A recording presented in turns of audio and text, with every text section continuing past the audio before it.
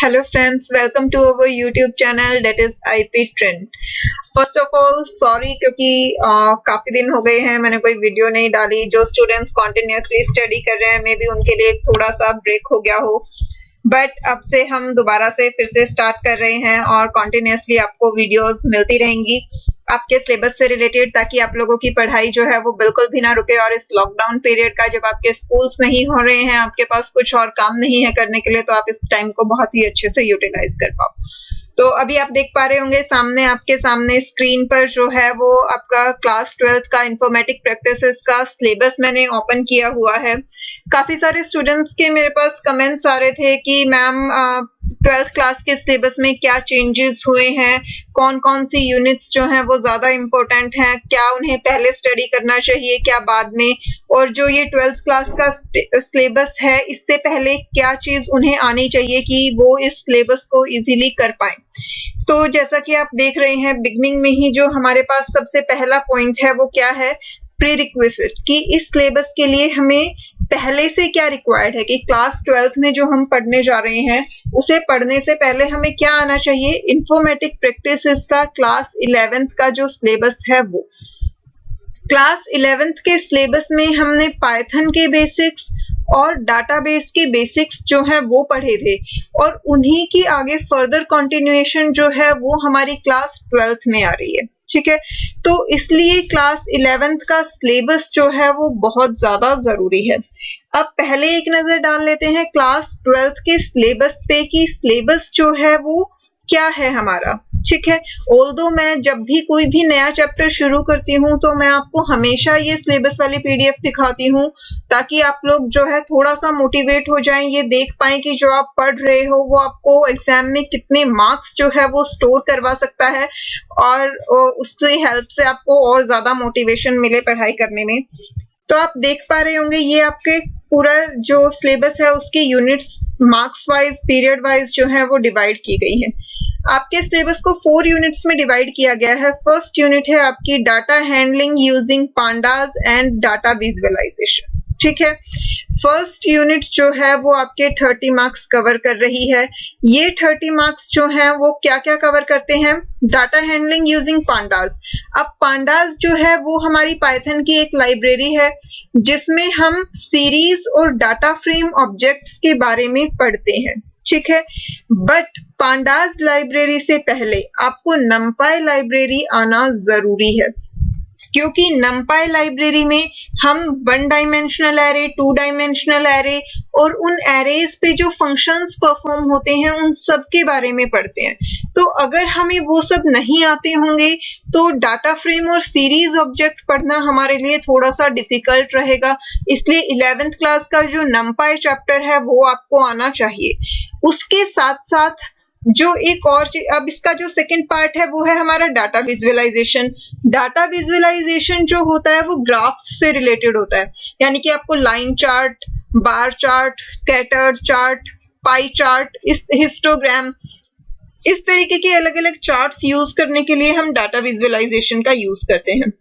But जब हम data visualisation पढ़ रहे होते हैं वहां भी हमें एरेज की जरूरत पड़ती है। तो बेसिकली इस पूरी यूनिट का जो बेस है वो हमारा नमपाई चैप्टर है। अब नमपाई से भी ज्यादा जरूरी ये जो पूरी यूनिट है, इसके टॉपिक्स तो हमने देख लिए, बट जब हम प्रोग्रामिंग लिखना शुरू करते हैं तो हम चाहे कोई भी प्रोग्राम लिखें उसमें हमारे बेसिक कॉन्सेप्ट की वेरिएबल्स क्या होते हैं, हमें जो चीजें स्टोर करनी है वो हम किस तरीके के वेरिएबल्स में स्टोर करवा सकते हैं, उन वेरिएबल्स का डाटा टाइप क्या हो सकता है, हम पाइथन में कमेंट्स कैसे इंसर्ट कर सकते हैं। अगर हमें कंडीशंस चेक करनी है कि हमारे पास 4 कंडीशन दे रखी हैं, पहली कंडीशन ट्रू है तो ये चीज परफॉर्म होनी चाहिए, दूसरी कंडीशन ट्रू है तो ये चीज परफॉर्म होनी चाहिए, सारी कंडीशन फॉल्स है तो क्या परफॉर्म होना चाहिए। तो उसके लिए हमें इफ एल्स ये सारी चीजें आनी चाहिए, स्विच केस हमें आना चाहिए। उसके बाद हमारे पास जंप स्टेटमेंट्स होती हैं कि अगर हमें किसी प्रोग्राम को बीच में ही ब्रेक करना है या उसकी कुछ स्टेटमेंट्स को स्किप करना है तो वो हम ब्रेक और कंटिन्यू स्टेटमेंट की हेल्प से हम कैसे कर सकते हैं। इसके बाद जब हमें किसी सेम काम को रिपीटेडली परफॉर्म करना है तो उसके लिए हमें फॉर लूप और व्हाइल लूप का कॉन्सेप्ट आना चाहिए। अगर हमारे पास पहले से प्री डिफाइंड कुछ चीजें हैं लाइब्रेरीज बनी हुई हैं, हमें उनके फंक्शंस को यूज करना है, तो हमें उन लाइब्रेरीज को इंपोर्ट करना आना चाहिए। अगर हमें अपने प्रोग्राम में कोई काम ऐसा है जिसे हमें कई बार कॉल करना पड़ रहा है, लूप तो जब यूज होता है जब आपको एक साथ काम को रिपीट करना है, यानी कि एक स्टेटमेंट आपको 10 बार चलानी है बट सेम टाइम पे, तो आपने लूप लगा दिया। लेकिन मान लो आपको प्रोग्राम के बिगिनिंग में कुछ काम परफॉर्म करना है, फिर प्रोग्राम के एंड में करना है, बीच में भी एक दो जगह आपको वही काम करना है, तो उसके लिए हम क्या करते हैं, हम फंक्शंस का यूज करते हैं। तो जब तक आपको ये सारे बेसिक कॉन्सेप्ट नहीं आते होंगे पाइथन के, कि कंडीशंस कैसे लगाते हैं, लूप कैसे लगाते हैं, फंक्शंस कैसे डिफाइन करते हैं, वेरिएबल्स क्या होते हैं, ऑपरेटर्स क्या होते हैं, सबसे बड़ी चीज हर जगह जो यूज होते हैं हमारे, कि पाइथन में हमारे पास किस किस तरह के ऑपरेटर्स हैं, arithmetic operators, relational operators, logical operators, bitwise operator, उनका यूज क्या होता है, हम उन्हें किन किन जगहों पे कैसे कैसे यूज कर सकते हैं, डाटा टाइप्स क्या होते हैं, इंटीजर टाइप के, फ्लोट टाइप के, डेसिमल, स्ट्रिंग्स, कैरेक्टर, ये सारी चीजें क्या हैं, इनका यूज क्या होता है। अगर आपको यही नहीं आती होंगी तो आप कभी भी कोड नहीं लिख पाओगे। तो इसलिए, और ये सारी चीजें जो है वो हम 11th में पढ़ते हैं। 10th क्लास तक हमने कभी कंप्यूटर साइंस या इंफॉर्मेटिक प्रैक्टिसेस नहीं पढ़ी होती है। हमने कोडिंग अगर की भी होती है तो वो जो छोटी क्लासेस में होती है, लोगो यूज करके वो वाली कोडिंग की होती है, इस तरीके की कोडिंग कभी नहीं की होती। तो 11th क्लास से जब हमारा ये चीज स्टार्ट होती है तो वहां पे हम ये सारे बेसिक्स पढ़ते हैं। तो अगर हमारे ये बेसिक्स क्लियर ना हो तो 12th क्लास के सिलेबस को अगर आप पूरी तरह से रट भी लोगे तो भी आप कोडिंग जो है वो नहीं कर सकते। तो इसलिए जो यहाँ पे मेंशन था सबसे ऊपर कि प्रीरिक्विजिट क्या है, 11th क्लास। तो 11th क्लास का भी मेरे पास 2-3 स्टूडेंट्स ने मुझसे ये चीज पूछी थी कि 11th क्लास के ऐसे कौन से टॉपिक्स हैं जो जरूरी हैं करने। तो 11th क्लास के पाइथन वाला जो टॉपिक है और डाटाबेस वाला जो टॉपिक है वो दोनों करने जो है वो आपके लिए जरूरी है। उसके बाद वाली जो थ्योरेटिकल चीजें हैं वो आप अगर नहीं भी करते, अब मान लीजिए आप 12th क्लास में आ गए हैं, तो आपके लिए जरूरी क्या है कि पहले आप एक बार वो बेसिक चीजें कर लें 11th क्लास की जो आपके लिए 12th में जरूरत पड़ने वाली है। ठीक है, तो ये तो हो गया हमारा फर्स्ट यूनिट का, और हमारी फर्स्ट यूनिट जो है वो एग्जाम में 30 मार्क्स की आती है। 12th क्लास का ये जो सिलेबस है ये 2021 वाले बैच के लिए है जो अभी 12th क्लास में आई हैं, ना कि उनके लिए जो 1920 वाला बैच है और जिनका एग्जाम जो है वो 7 जुलाई को होने वाला है। हालांकि ये फर्स्ट यूनिट तो दोनों ही बैचेस में सेम है, बट बाकी की यूनिट्स जो है उनमें चेंजेस हैं। ठीक है, तो यहाँ पे आपके लिए फर्स्ट यूनिट की वीडियोस मैं ऑलरेडी कंप्लीट कर चुकी हूँ।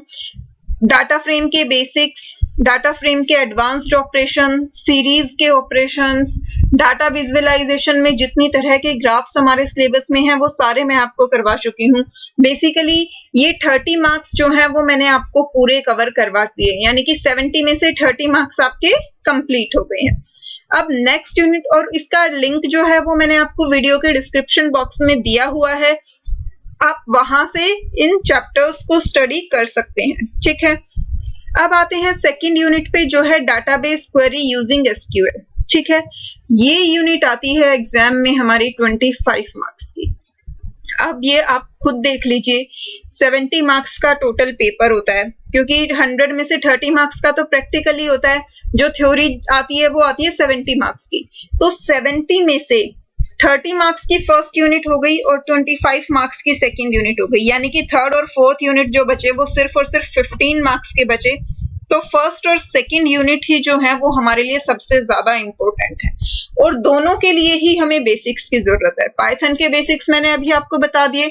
अब डाटाबेस के जो आते हैं, डाटाबेस में कि डाटाबेस में कौन कौन से डाटा टाइप्स होते हैं, डाटाबेस की जरूरत क्यों होती है, एसक्यूएल में किस किस तरीके की कमांड्स होती हैं, वो सारी बेसिक चीजें जो है हम 11th में पढ़ते हैं। और उसी के आगे फर्दर कि order by, group by, having clause, aggregate functions, date time functions, text functions, joins, indexes, वो सारी चीजें हम 12th क्लास में पढ़ते हैं।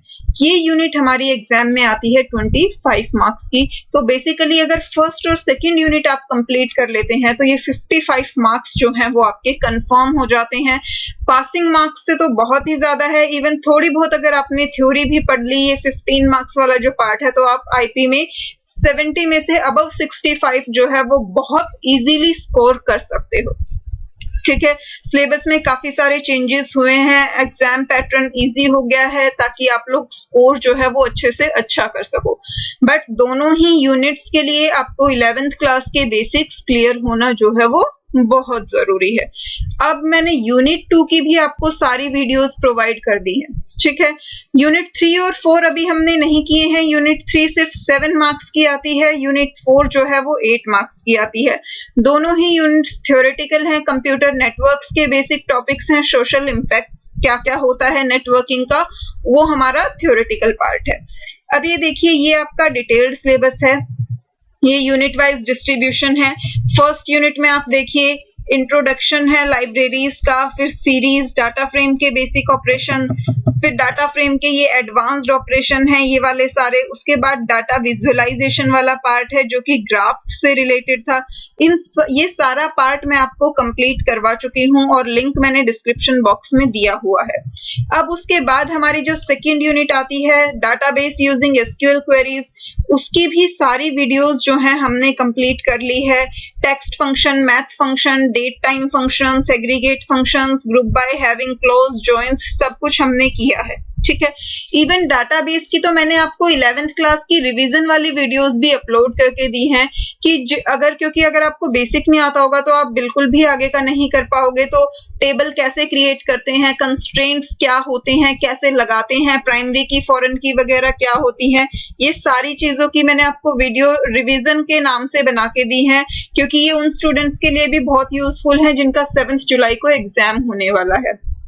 तो बेसिकली फर्स्ट और सेकंड यूनिट जो है उसकी कंप्लीट वीडियो सेट आपके पास इस वक्त अवेलेबल है, ताकि आप इस लॉकडाउन पीरियड में ही आईपी का जो है वो आप कह सकते हो 70%, 70 से भी ज्यादा परसेंट सिलेबस जो है आप इस लॉकडाउन पीरियड में ही कवर कर लो।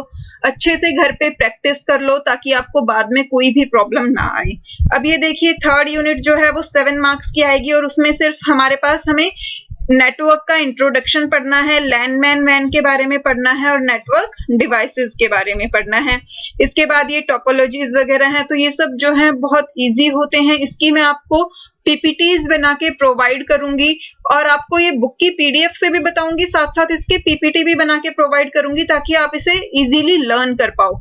फिर नेक्स्ट जो है वो सोशल इम्पैक्ट्स है कि आजकल जो नेटवर्किंग हमारी लाइफ का एक बहुत इंपॉर्टेंट हिस्सा बन गई है, उसका हमारी लाइफ पे क्या क्या किस किस तरीके का इम्पैक्ट पड़ता है, वो हमारी सोसाइटी को कैसे इन्फ्लुएंस करती है।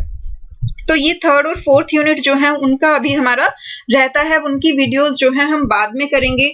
बट थर्ड और फोर्थ यूनिट को स्टार्ट करने से पहले हम जो 12th क्लास की हमारी प्री रिक्विजिट है हम उसे कंप्लीट करेंगे, क्योंकि कई सारे स्टूडेंट्स ऐसे हैं जिन्होंने 11th क्लास में पढ़ा नहीं है। उनके साथ में भी अलग अलग सिचुएशंस हो सकती हैं कि उनके स्कूल में कोई टीचर अवेलेबल नहीं था इसलिए वो नहीं पढ़ पाए, या फिर कई बार ये होता है कि 11th क्लास में हम पढ़ाई को लेकर इतना सीरियस नहीं होते, बट जब 12th क्लास आती है हमें ये रियलाइज होता है कि हम बोर्ड क्लास में आ गए हैं, बोर्ड एग्जाम्स होंगे, तो हमें टेंशन जो है थोड़ी ज्यादा हो जाती है और फिर हम पढ़ाई को सीरियसली लेना शुरू करते हैं। तो अब अगर उन्होंने 11th क्लास में पढ़ाई नहीं की है, उनके 11th क्लास के टॉपिक्स जो हैं वो क्लियर नहीं है, कॉन्सेप्ट्स उन्हें नहीं आते, तो वो 12th क्लास का सिलेबस जो है नहीं समझ पाएंगे। तो इसलिए अब हम जो है पहले 11th क्लास के बेसिक्स पढ़ेंगे यूनिट 1 के, क्योंकि यूनिट 2 के जो बेसिक्स हैं वो मैंने आपको ऑलरेडी प्रोवाइड कर दिए हैं। तो यूनिट 2 आपकी 25 मार्क्स की कंप्लीट हो गई है। यूनिट 1 का जो 12th क्लास का सिलेबस है वो तो हमने कर लिया, बट अगर आपको 11th क्लास के बेसिक कॉन्सेप्ट नहीं आते पाइथन के, तो आप 12th क्लास का सारा पढ़ने के बाद भी 30 आउट ऑफ 30 स्कोर नहीं कर पाएंगे। तो इसलिए मैं जो है पहले आपको पाइथन के बेसिक कॉन्सेप्ट करवाऊंगी, वेरिएबल्स, कमेंट्स क्या होते हैं, कोडिंग कैसे लिखना शुरू करते हैं, स्ट्रिंग्स क्या होती हैं, for loop, while loop, if else conditions, ये सारी चीजें मैं आपको डिटेल में समझाऊंगी ताकि आप पाइथन में जो है पूरी तरह से तैयार हो जाएं। किसी भी तरह का कोड, कितना भी मुश्किल से मुश्किल कोड आपके सामने हो, आप प्रोग्राम इजीली लिख लें, हर क्वेश्चन आप आंसर कर पाएं, चाहे आउटपुट बेस्ड हो, कोडिंग बेस्ड हो, जो भी हो। तो आज जो है अब हम 11th क्लास की पार्ट से स्टार्ट करेंगे, फिर उसके बाद जो है हम यूनिट 3 और यूनिट 4 को कवर करेंगे। इसके साथ ही अब जब हम 11th क्लास के बेसिक से स्टार्ट कर रहे हैं, तो कुछ स्टूडेंट्स का ये भी डाउट होता है कि मैम हम कैसे इंस्टॉल करें एनाकोंडा या स्पाइडर, हम कैसे प्रैक्टिकल्स करके देखें। मैंने एक दो जगह अपने कमेंट्स में एनाकोंडा का लिंक भी आपको प्रोवाइड किया है, क्योंकि ये फ्री सॉफ्टवेयर है, आप गूगल से इसे इजीली डाउनलोड कर सकते हो।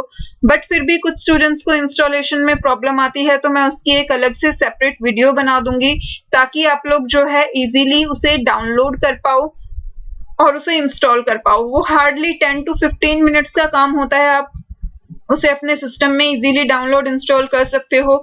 चाहे आपकी कोई भी विंडो है, विंडो 10 है, 13 है, या फिर आपके विंडोज जो है वो एक्टिवेटेड नहीं है, whatever the problem is, आप ये सॉफ्टवेयर जो है वो इजीली डाउनलोड कर सकते हो, इंस्टॉल कर सकते हो।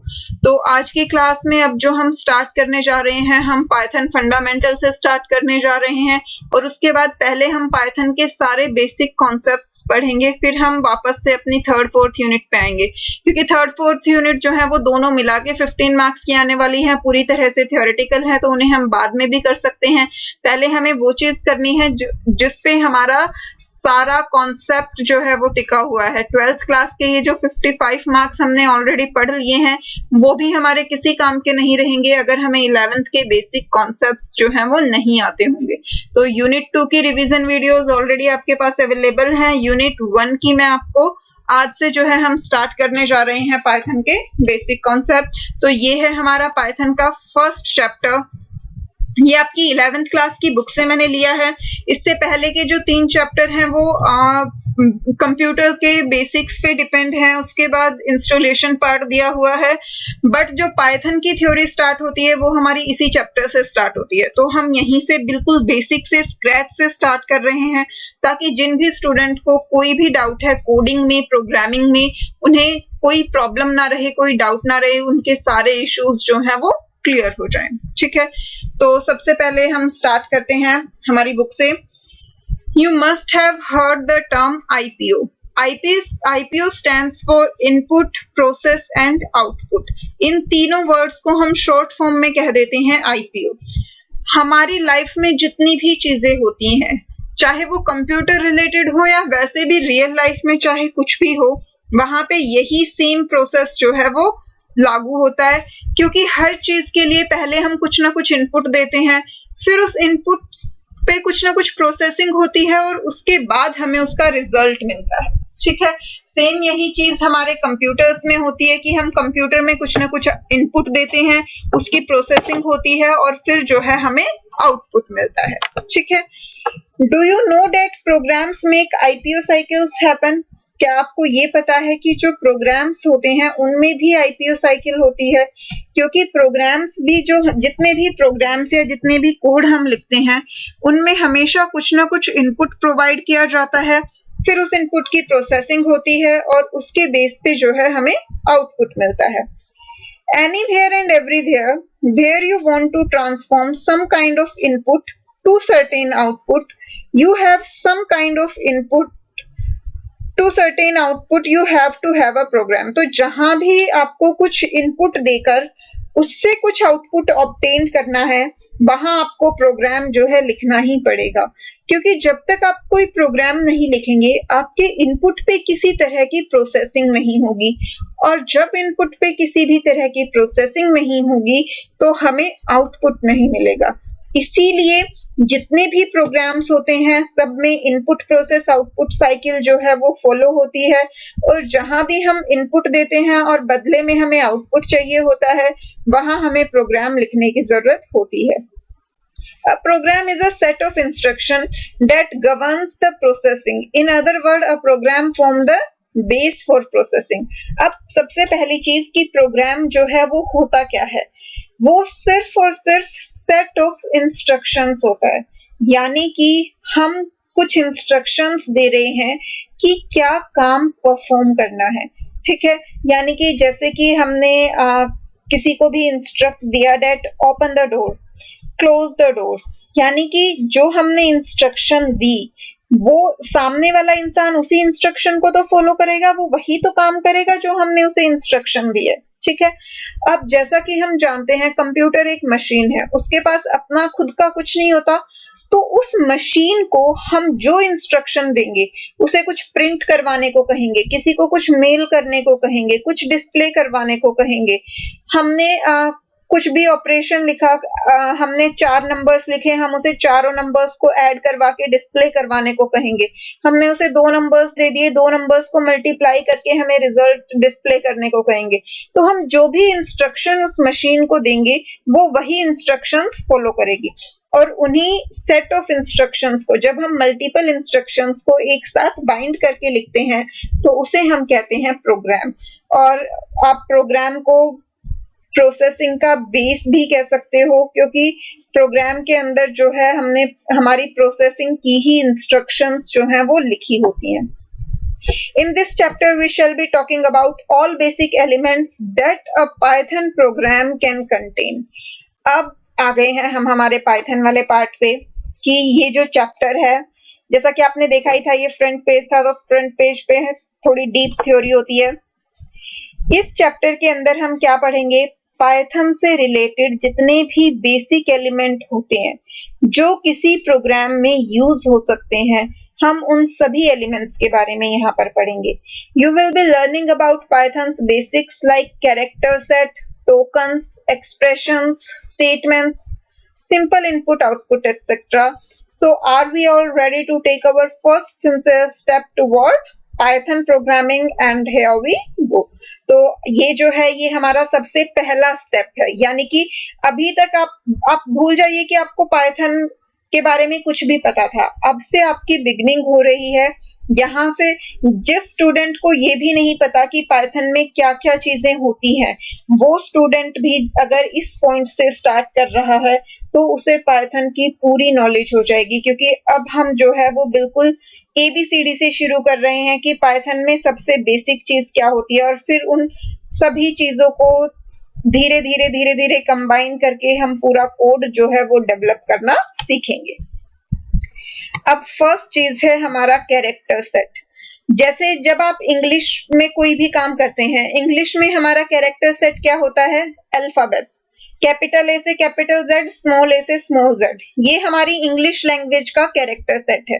अगर हम हिंदी लैंग्वेज के कैरेक्टर सेट की बात करें, तो हिंदी लैंग्वेज में हमारा कैरेक्टर सेट क्या होता है, क ख ग, और उसके बाद अ आ ई उ, और जो हमारी मात्राएं होती हैं, ये सारा हमारा हिंदी का कैरेक्टर सेट होता है। अगर हम मैथ्स की बात करें, तो मैथ्स में जो है हमारे पास 0 से 9 तक के डिजिट्स होते हैं और साथ में अरिथमेटिक ऑपरेटर्स होते हैं। इंग्लिश हिंदी में भी हमारे पास पंचुएटर्स होते हैं। तो उसी तरीके से जैसे हमारे पास हिंदी लैंग्वेज का, इंग्लिश लैंग्वेज का कैरेक्टर सेट होता है, सेम उसी तरीके से हमारे पास पाइथन का भी कैरेक्टर सेट होता है। अब अगर इंग्लिश में अगर आप कुछ भी लिख रहे हो, तो अगर इंग्लिश में आपने अल्फाबेट्स की जगह क ख ग यूज कर दिए, तो वहां पे क्या होगा, बहुत बड़ी प्रॉब्लम क्रिएट हो जाएगी। आपकी सारी जो भी आपने क्वेश्चन लिखा है वो सब गलत हो जाएगा। अगर आपने एक भी अल्फाबेट की जगह कुछ और चीज यूज कर दी, तो सेम चीज हिंदी में होती है। जब आप क ख ग या अ आ ई उ लिख रहे हैं, अगर आपने वहां एबीसीडी यूज कर ली, तो वो तो एक प्रॉब्लम है। तो हर लैंग्वेज में हम सिर्फ और सिर्फ उस लैंग्वेज का कैरेक्टर सेट यूज करते हैं। तो हमें पता होना चाहिए कि लैंग्वेज का कैरेक्टर सेट क्या है। इसीलिए हम यहाँ पढ़ रहे हैं कि पाइथन का कैरेक्टर सेट क्या है। ये जो कैरेक्टर सेट आपको गिवन है, इसके अलावा और कोई भी कैरेक्टर आप पाइथन में यूज नहीं कर सकते। ठीक है, तो अब देखते हैं कि पाइथन के कैरेक्टर सेट में क्या-क्या इंक्लूडेड है। Character set is a set of valid characters that a language can recognise, कि हर लैंग्वेज जिन कैरेक्टर्स को रिकॉग्नाइज कर सकती है, उनके सेट को कैरेक्टर सेट कहते हैं। A character represents any letter, digit और एनी अदर सिंबल। कैरेक्टर जो है वो कुछ भी हो सकता है, लेटर, डिजिट या कोई सिंबल, जिसे भी वो लैंग्वेज जो है वो रीड कर पाए। पाइथन जो है वो यूनिकोड एनकोडिंग स्टैंडर्ड्स को फॉलो करती है। अब ये चीज बहुत सारे स्टूडेंट्स को नहीं पता होगी। हमारे पास 2 स्टैंडर्ड्स होते हैं, एक एस्काई स्टैंडर्ड होता है और एक यूनिकोड एनकोडिंग स्टैंडर्ड होता है।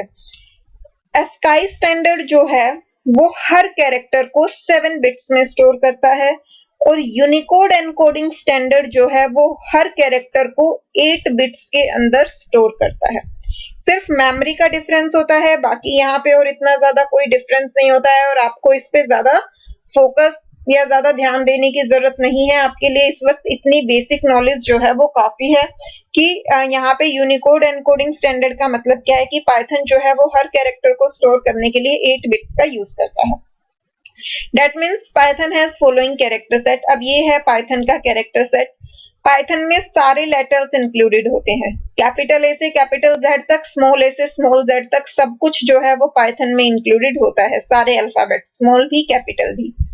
सारे डिजिट्स जो है 0 से 9 तक जितने डिजिट्स हैं उन सारे डिजिट्स को हम पाइथन लैंग्वेज में यूज कर सकते हैं। स्पेशल सिंबल्स जो कि पाइथन में यूज होते हैं, स्पेस बार जो आपका होता है वो आप यूज कर सकते हो।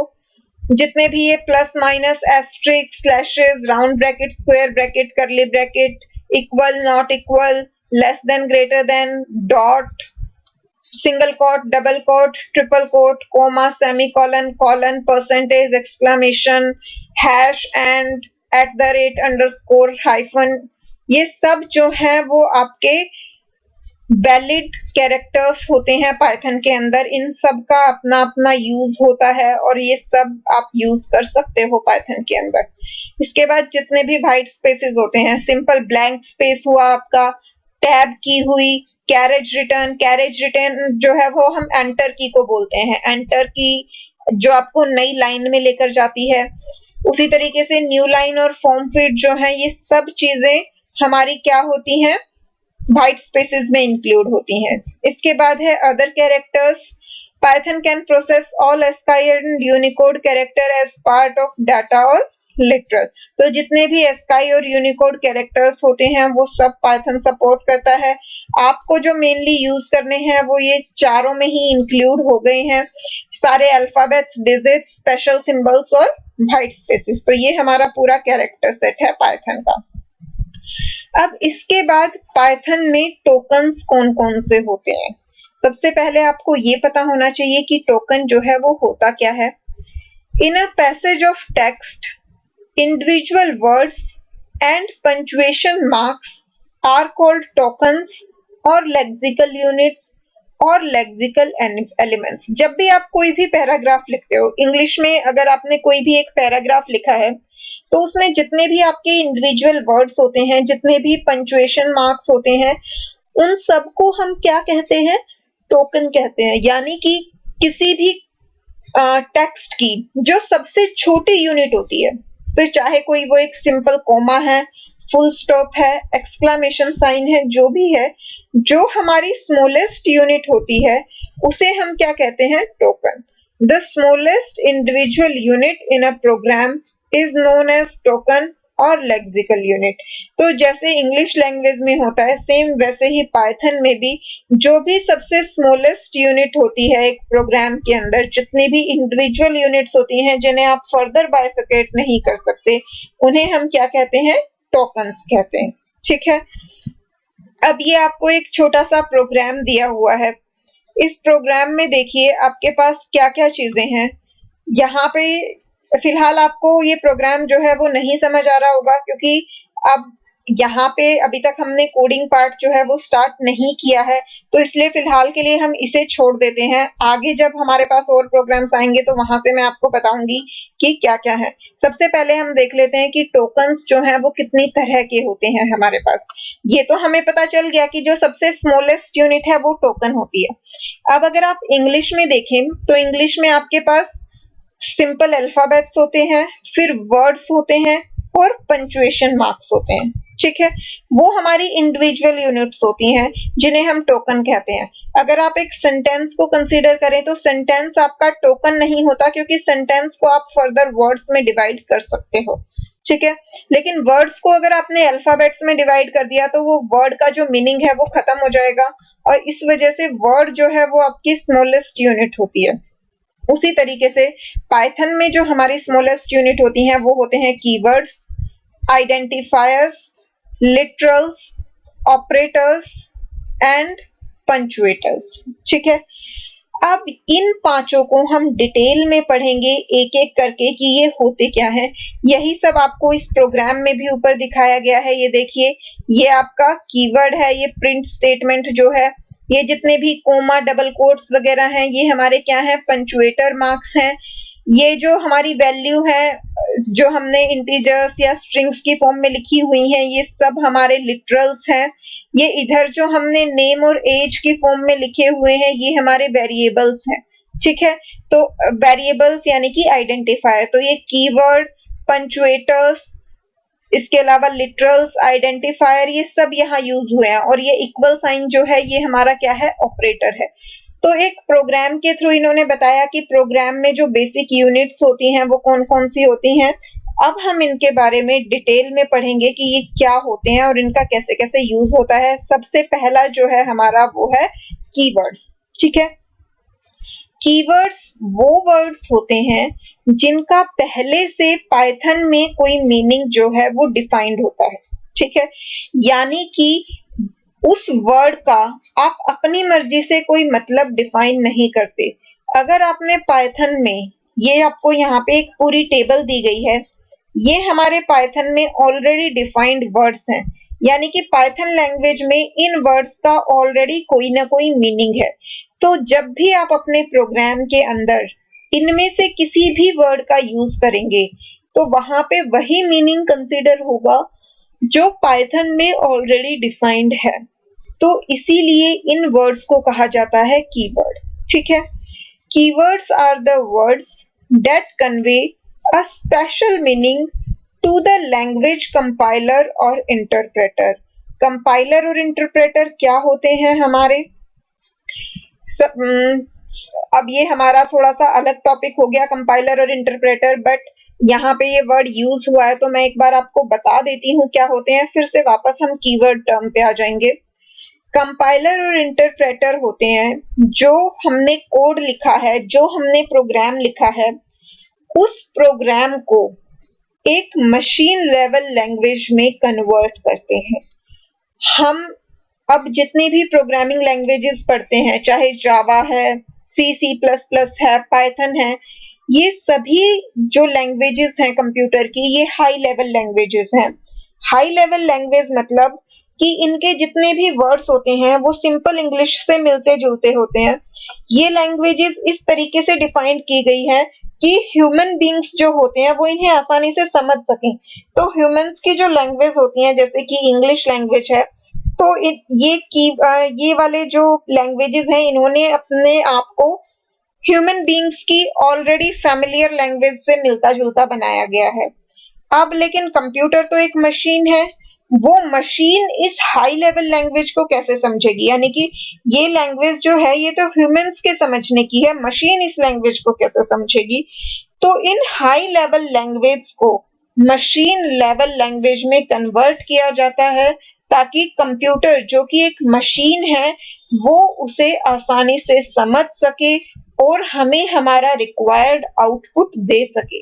ठीक है, तो उसी के लिए कंपाइलर और इंटरप्रेटर्स का यूज किया जाता है कि हमने पाइथन, सी प्लस प्लस, जावा, इन सारी प्रोग्रामिंग लैंग्वेज में जो भी कोडिंग लिखी है, उन कोडिंग्स को मशीन लेवल लैंग्वेज में कन्वर्ट करने के लिए। अब यहाँ हम पाइथन पढ़ रहे हैं तो पाइथन को मशीन लेवल लैंग्वेज में कन्वर्ट करने के लिए इंटरप्रेटर यूज होता है।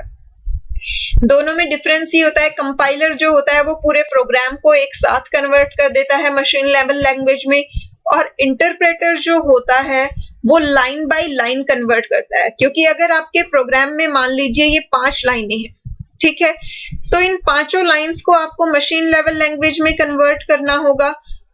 कंपाइलर क्या करेगा, एक साथ इन पांचों को रीड करेगा, उन्हें मशीन लेवल लैंग्वेज में कन्वर्ट करेगा। मान लीजिए कहीं पर कोई एरर आया, यानी कि आपने कोई सिंटैक्स गलत लिखा है, कोई सिंबल गलत लगाया है जो उस लैंग्वेज के बाहर का है, तो वो लास्ट में आपको क्या करेगा, एक समरी बना के दे देगा और इस समरी में सारे एरर्स दे देगा कि फर्स्ट लाइन में क्या एरर है, सेकंड लाइन में, थर्ड लाइन में, जिस जिस लाइन में एरर होगा वो उसकी पूरी समरी बनाकर आपको दे देगा। बट इंटरप्रेटर क्या करता है, वो पहले फर्स्ट लाइन को रीड करेगा, ठीक है, अगर फर्स्ट लाइन में उसे कोई एरर मिला वो वहीं रुक जाएगा और आपको एरर शो कर देगा। जब तक आप उस एरर को ठीक नहीं कर देते वो आगे नहीं बढ़ेगा, ठीक है।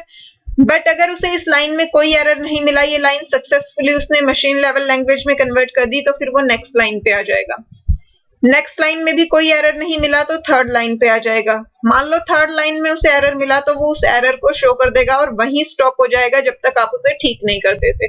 मान लीजिए आपने थर्ड लाइन के एरर को ठीक किया, दोबारा से उसे इंटरप्रेट किया, तो फिर वो नेक्स्ट लाइन को एग्जीक्यूट करेगा, फिर नेक्स्ट लाइन को। तो इंटरप्रेटर जो है वो लाइन बाय लाइन एग्जीक्यूशन करता है। पहले एक लाइन रीड करेगा, अगर उसमें कोई एरर है तो शो करेगा, अदरवाइज आगे बढ़ जाएगा।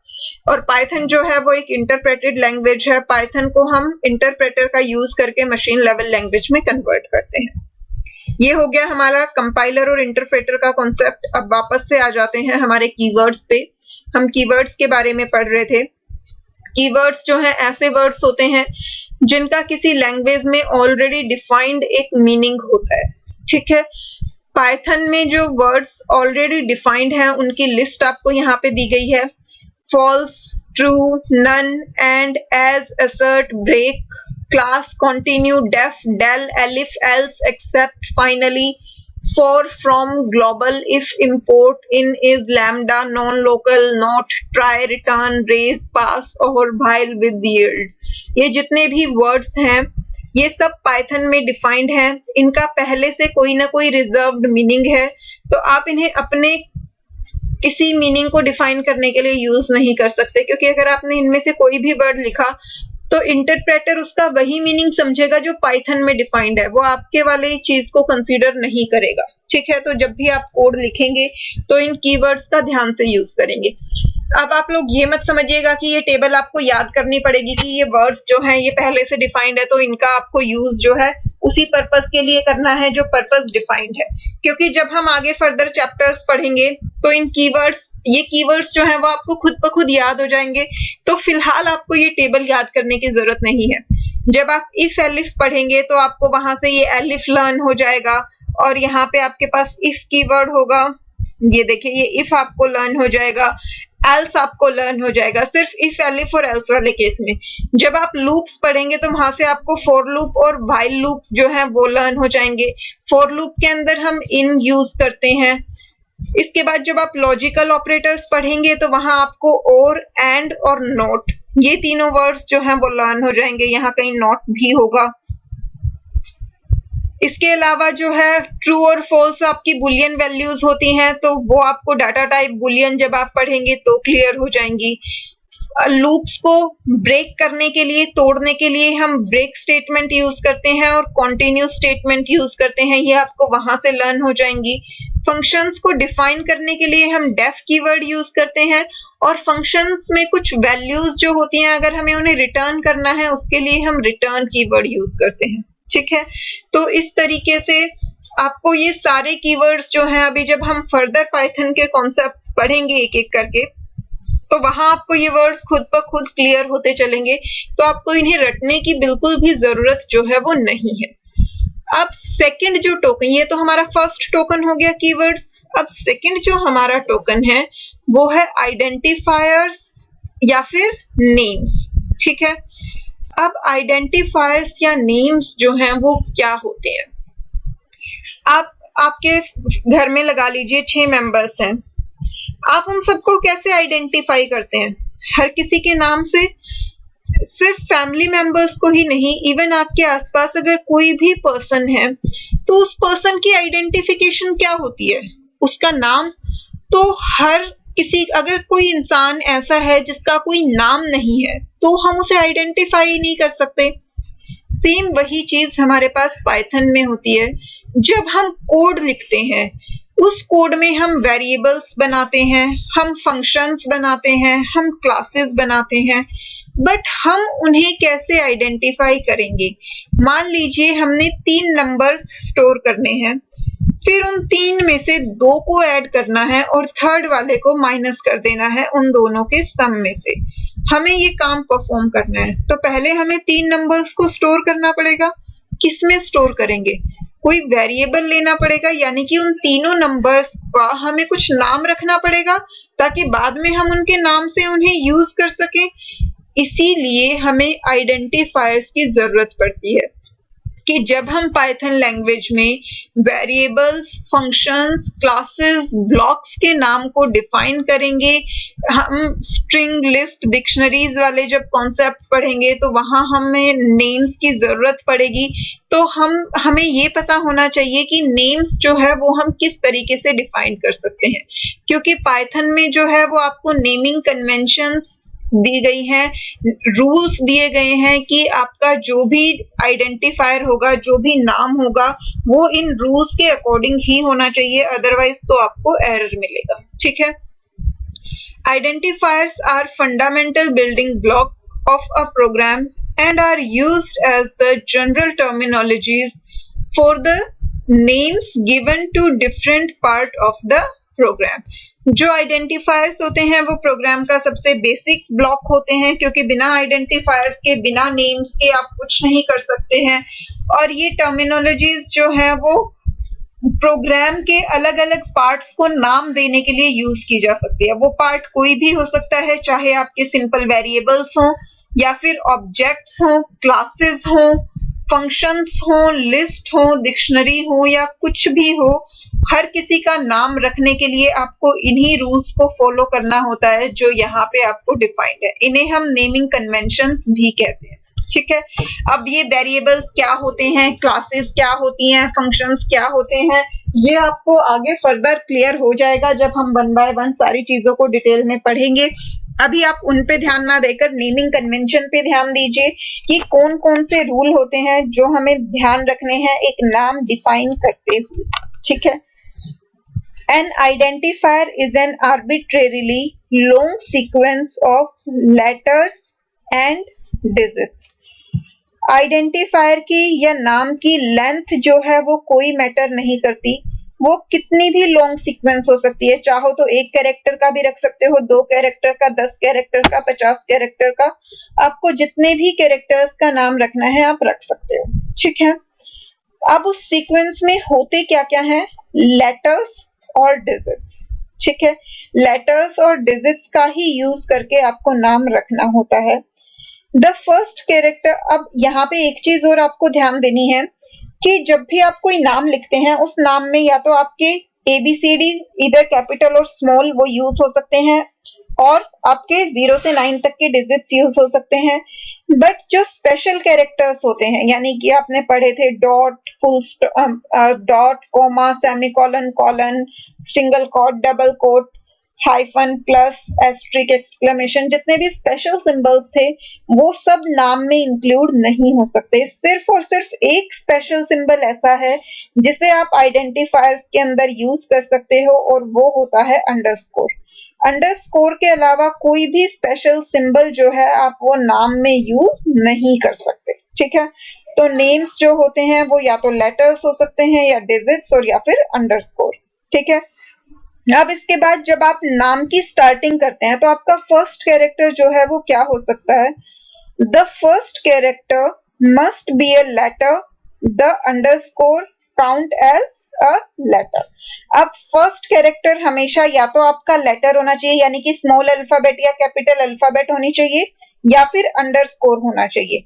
अभी आपने फर्स्ट पॉइंट में पढ़ा था कि नामों में आप लेटर्स और डिजिट्स दोनों यूज कर सकते हो, बट फर्स्ट कैरेक्टर में आप डिजिट यूज नहीं कर सकते। Your first character must B इधर अल्फाबेट और अंडरस्कोर। ठीक है। डिजिट आपको यहाँ पे यूज नहीं करना है। Now next thing is upper and lower case letters are different, all characters are significant. एक नाम के अंदर आप जितने भी कैरेक्टर्स यूज करते हो वो सारे कैरेक्टर्स सिग्निफिकेंट होते हैं, सबकी अपनी वैल्यू होती है। इसके साथ अपर और लोअर केस जो है वो अलग अलग होते हैं। Upper case means capital alphabets, lower case means small alphabet. तो अगर आपने एक वेरिएबल लिया है स्मॉल ए और दूसरा वेरिएबल लिया है कैपिटल ए, तो वो दोनों अलग अलग वेरिएबल्स हैं और क्रिएट हो सकते हैं, वो एक दूसरे को रिप्लेस नहीं करेंगे, क्योंकि लोअर केस और अपर केस जो है वो अलग अलग कंसीडर होते हैं। पाइथन जो है वो एक केस सेंसिटिव लैंग्वेज है जहां पे अपर और लोअर डिफरेंट होते हैं। जहां अपर केस और लोअर केस में कोई डिफरेंट कंसीडर नहीं होता, उन लैंग्वेजेस को केस इनसेंसिटिव लैंग्वेजेस बोला जाता है, बट पाइथन जो है वो केस सेंसिटिव लैंग्वेज है। The digit 0 through 9 can be part of identifier except for the first character। जो आपको पहले 2 पॉइंट से ही क्लियर हो गया था, वहीं उसी चीज को यहाँ पे उन्होंने क्लियरली लिखा हुआ है कि 0 से 9 तक के डिजिट्स जो है वो आइडेंटिफायर्स का तो पार्ट होते हैं, लेकिन वो फर्स्ट पोजीशन पे नहीं आ सकते। फर्स्ट कैरेक्टर जो है वो डिजिट नहीं हो सकता आपके नाम का। Identifiers are unlimited in length. ये भी अब आपको फर्स्ट पॉइंट से ही क्लियर हो गया था कि आइडेंटिफायर्स की जो है लेंथ पे कोई लिमिट नहीं होती। केस इज सिग्निफिकेंट, ये भी आपने थर्ड पॉइंट में पढ़ लिया है कि लोअर केस और अपर केस जो है वो सिग्निफिकेंट होता है, दोनों अलग अलग कंसीडर होते हैं। That is, Python is case sensitive as it treat upper and lower case characters differently। कि बड़ी अल्फाबेट्स जो होती हैं आपकी और स्मॉल अल्फाबेट्स जो होती हैं वो अलग अलग कंसीडर होती हैं। Python case sensitive language है। An identifier must not be a keyword of Python। अब ये पॉइंट जो है वो आपको हमेशा ध्यान रखना है। अभी जब आपने ऊपर कीवर्ड्स पढ़े तो मैंने आपको बताया था कि कीवर्ड्स का अपना खुद का एक डिफाइंड मीनिंग होता है, और जहां भी आप अपने प्रोग्राम के अंदर उस वर्ड को लिखोगे तो उसका वही मीनिंग डिफाइंड होगा जो कि पाइथन में लिखा हुआ है। अब आइडेंटिफायर जो है वो तो सिर्फ किसी चीज का नाम रखने के लिए यूज होते हैं। तो अगर आपने आइडेंटिफायर के अंदर कोई कीवर्ड यूज कर लिया तो वहां पे क्या होगा, वो किसी का नाम नहीं बन पाएगा। इनफैक्ट उसका अपना जो स्पेसिफाइड पर्पस होगा वो वहां पे कंसीडर हो जाएगा और आपका पूरा प्रोग्राम जो है वो गलत हो जाएगा। तो चाहे आप किसी वेरिएबल का नाम रख रहे हो, किसी फंक्शन का या किसी भी चीज का, आपको ये ध्यान रखना है कि आप एज अ नेम किसी कीवर्ड को यूज ना करें। ठीक है। An identifier cannot contain any special character except for the underscore। कि पाइथन में कोई भी, पाइथन के जो आइडेंटिफायर्स होते हैं, नेम्स होते हैं, उनमें कोई भी स्पेशल कैरेक्टर जो है वो यूज नहीं होता है एक्सेप्ट अंडरस्कोर। अंडरस्कोर को छोड़ के और कोई स्पेशल कैरेक्टर पाइथन में कंसीडर नहीं होता है। ठीक है। अंडरस्कोर को हम नेम्स में अल्फाबेट्स की तरह ही कंसीडर करते हैं और ये फर्स्ट पोजीशन पे भी आपका यूज हो सकता है। तो ये हो गई हमारी सारी नेमिंग कन्वेंशन जो हम जब भी किसी भी आइडेंटिफायर का नाम लिख रहे होते हैं तो हमें ध्यान में रखनी पड़ती है। अब ये आपको कुछ वैलिड और इनवैलिड आइडेंटिफायर्स का सेट दिया हुआ है। ये देखिए, ये जितने भी आइडेंटिफायर्स हैं आपके, ये सारे वैलिड हैं। ये वाला नाम देखिए, इसमें सिर्फ अल्फाबेट्स हैं, यहाँ भी सिर्फ अल्फाबेट्स हैं, ये भी सिर्फ अल्फाबेट्स हैं, यहाँ पर आपके अल्फाबेट्स और डिजिट्स और अंडरस्कोर हैं, यहाँ पे भी आपके अंडरस्कोर और अल्फाबेट्स हैं, यहाँ भी अंडरस्कोर अल्फाबेट्स और डिजिट्स हैं, again alphabets and digits, alphabet underscore and digits. तो ये सारे जितने भी आइडेंटिफायर्स हैं ये आपके वैलिड आइडेंटिफायर्स हैं। ठीक है। इसके अलावा यहाँ पे एक चीज जो ऊपर कंसीडर नहीं हुई है, वैसे तो वो इतने सारे पॉइंट्स को देख के मतलब खुद ब खुद क्लियर है, बट फिर भी मैं आपको बताना चाहती हूँ कि जो हमारे व्हाइट स्पेसेस होते हैं, यानी कि आपका टैब हुआ, स्पेस बार हुआ, एंटर की हुई, वो सब भी आपके नेम्स में यूज नहीं हो सकती। आप जब भी किसी का नाम रख रहे हैं तो वो आपको एक कॉन्टिन्यूअस सीक्वेंस में रखना है। आप नाम के बीच में गैप या स्पेस नहीं दे सकते, वो इनवैलिड होता है। ठीक है। अब यहाँ पर देखिए, ये नाम इनवैलिड है क्योंकि यहाँ पे आपने कौन सा स्पेशल सिंबल यूज किया है, हाइफन, जो कि नेमिंग कन्वेंशन में मेंशन्ड है कि अंडरस्कोर के अलावा कोई स्पेशल सिंबल यूज नहीं हो सकता। यहाँ पर देखिए, ये वाला नेम क्यों इनवैलिड है, क्योंकि ये एक डिजिट से स्टार्ट हो रहा है और किसी भी नाम का फर्स्ट कैरेक्टर जो है वो डिजिट नहीं हो सकता। यहाँ पे ये थर्ड नेम इनवैलिड है, क्यों, क्योंकि ये एक कीवर्ड है। ब्रेक आपका कीवर्ड है, ब्रेक का अपना खुद का मीनिंग होता है, तो आप उसे एज आइडेंटिफायर यूज नहीं कर सकते। माई डॉट फाइल, यहाँ पर ये डॉट जो है वो एक स्पेशल कैरेक्टर है, जबकि अंडरस्कोर के अलावा कोई स्पेशल कैरेक्टर्स नेम में वैलिड नहीं होता। तो इसलिए ये सारे नाम जो हैं वो कैसे हैं, इनवैलिड है। अब इसके बाद नेक्स्ट जो आता है हमारा, नेक्स्ट है लिटरल और वैल्यूज। ये है हमारा थर्ड टोकन। अब ये थर्ड टोकन जो है ये अपने आप में बहुत वास्ट होता है। बहुत वास्ट क्यों होता है, क्योंकि लिटरल्स का मतलब होता है वैल्यूज, कांस्टेंट वैल्यूज। ठीक है। अब कांस्टेंट वैल्यूज जो होती हैं वो अनलिमिटेड होती हैं। अनलिमिटेड मतलब कि हम ये डिफाइन नहीं कर सकते कि सिर्फ इतनी ही कांस्टेंट वैल्यूज है। हमें सिर्फ ये देखना है कि पाइथन में किस किस तरीके की कांस्टेंट वैल्यूज जो है वो अवेलेबल होती है। ठीक है। Literals, often referred to as constant values, are data items that have a fixed value. Python allows several kind of literals. अब आपने जो ये पहला प्रोग्राम देखा था उसमें भी मैं आपको दिखाती हूँ जो फर्स्ट प्रोग्राम था। ये देखिए, यहाँ आपने नाम की वैल्यू क्या रखी, अन्य, एज 15, कंट्रीब्यूशन 710.75। तो ये जो अन्य वर्ड है ये 15 है, ये 710 है, ये सब क्या है, कांस्टेंट वैल्यूज हैं। इन कांस्टेंट वैल्यूज को हम कहते हैं लिटरल्स। ठीक है। तो इसीलिए अब ये तो इनफाइनाइट होती है। अब यहाँ 0 से लेके इंफिनिटी तक कोई भी नंबर हो सकता है मैथमेटिक्स का। सिमिलरली इंग्लिश में तो पता नहीं कितने वर्ड्स हो सकते हैं, कोई भी वर्ड आप यूज कर सकते हो एज अ कांस्टेंट वैल्यू, कोई भी सेंटेंस यूज कर सकते हो, कोई पूरा पैराग्राफ लिख सकते हो। तो इसीलिए जो लिटरल्स होते हैं वो क्या होते हैं, इनफाइनाइट होते हैं। हमें सिर्फ जो देखना है कि लिटरल्स जो है वो कितने तरीके के होते हैं, हमें सिर्फ ये चीज देखनी है। तो पाइथन में जो है वो 5 तरह के लिटरल्स होते हैं। सबसे पहला आपका आता है स्ट्रिंग लिटरल्स। ठीक है। स्ट्रिंग लिटरल्स जो कि आपका अल्फाबेट से मिलकर बना होता है उसे हम कहते हैं स्ट्रिंग लिटरल्स। इसमें डबल कोट्स या सिंगल कोट्स के अंदर जो भी चीज इंक्लूड हो जाती है, इवन डिजिट्स भी। ठीक है। अगर आपने डबल कोट्स या सिंगल कोट्स के अंदर डिजिट्स भी लिखे हैं तो वो भी हमारे स्ट्रिंग लिटरल बन जाते हैं। अभी हम वन बाय वन इन सभी लिटरल्स को डिटेल में पढ़ेंगे। बट स्ट्रिंग क्या होती है, अल्फाबेट्स या डिजिट्स या स्पेशल कैरेक्टर्स जिसे आपने डबल कोट्स के अंदर या सिंगल कोट्स के अंदर मेंशन कर दिया वो हमारे स्ट्रिंग लिटरल्स बन जाते हैं। ठीक है। अभी सभी स्टूडेंट्स को मैं एक चीज और बोलना चाहती हूँ, ये हमारे पाइथन का बिल्कुल बेसिक है। यहाँ पे मे बी वो स्टूडेंट्स भी होंगे जो अभी अभी 11th क्लास में आए हैं जिनकी क्लासेस अभी तक स्टार्ट भी नहीं हुई हैं। जो 12th क्लास वाले स्टूडेंट्स अपने बेसिक्स क्लियर करने के लिए ये वीडियो देख रहे होंगे उन्हें तो बहुत अच्छे से चीजें क्लियर हो रही होंगी क्योंकि उन्हें थोड़ा बहुत बेसिक आइडिया है। बट जो फर्स्ट टाइम जो बिल्कुल पाइथन को स्क्रैच से स्टार्ट करने के लिए इस वीडियो को देख रहा है उन्हें में भी अभी कहीं कहीं पे कुछ चीजें क्लियर ना हो रही हो क्योंकि अभी तक हम इन सब चीजों का यूज नहीं पढ़ रहे हैं। तो इस वजह से हो सकता है आपको थोड़ी सी कंफ्यूजन हो रही हो क्योंकि जब हम स्टार्टिंग में ABCD भी सीखते हैं तो हमें नहीं पता होता कि इस ABCD का आगे जाके क्या यूज होने वाला है। तो हम एक छोटा बच्चा जो होता है उसके मन में बहुत सारे क्वेश्चंस होते हैं कि ये ABCD ये नंबर्स हम क्यों पढ़ रहे हैं। बट धीरे धीरे जब वो उन सब चीजों को ज्वाइन करता है, आगे की चीजें पढ़ता है तो उसे सब चीजें क्लियर होती जाती हैं। तो वही सेम चीज यहाँ पे है। अभी हम पाइथन का बिल्कुल बेसिक पार्ट पढ़ रहे हैं, आगे जाके जब हम चीजों को इंटीग्रेट करेंगे, उन्हें आपस में ज्वाइन करके उनके प्रैक्टिकल यूजेस पढ़ेंगे, कोडिंग के टाइम उन्हें यूज करेंगे तो वहां पर आपको चीजें जो है बहुत अच्छे से समझ आने लगेंगी।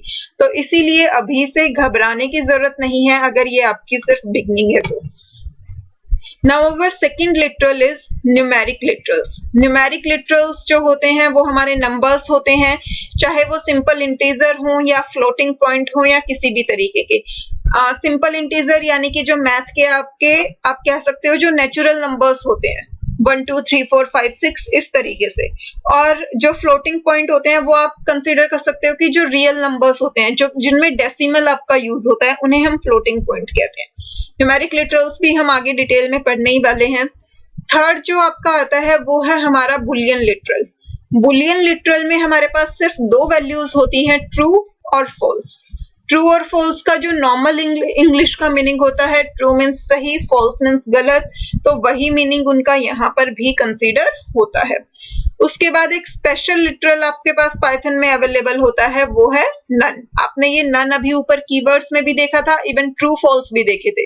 तो बुलियन लिटरल 2 होते हैं, ट्रू और फॉल्स। स्पेशल लिटरल सिर्फ एक ही होता है और वो क्या होता है, none.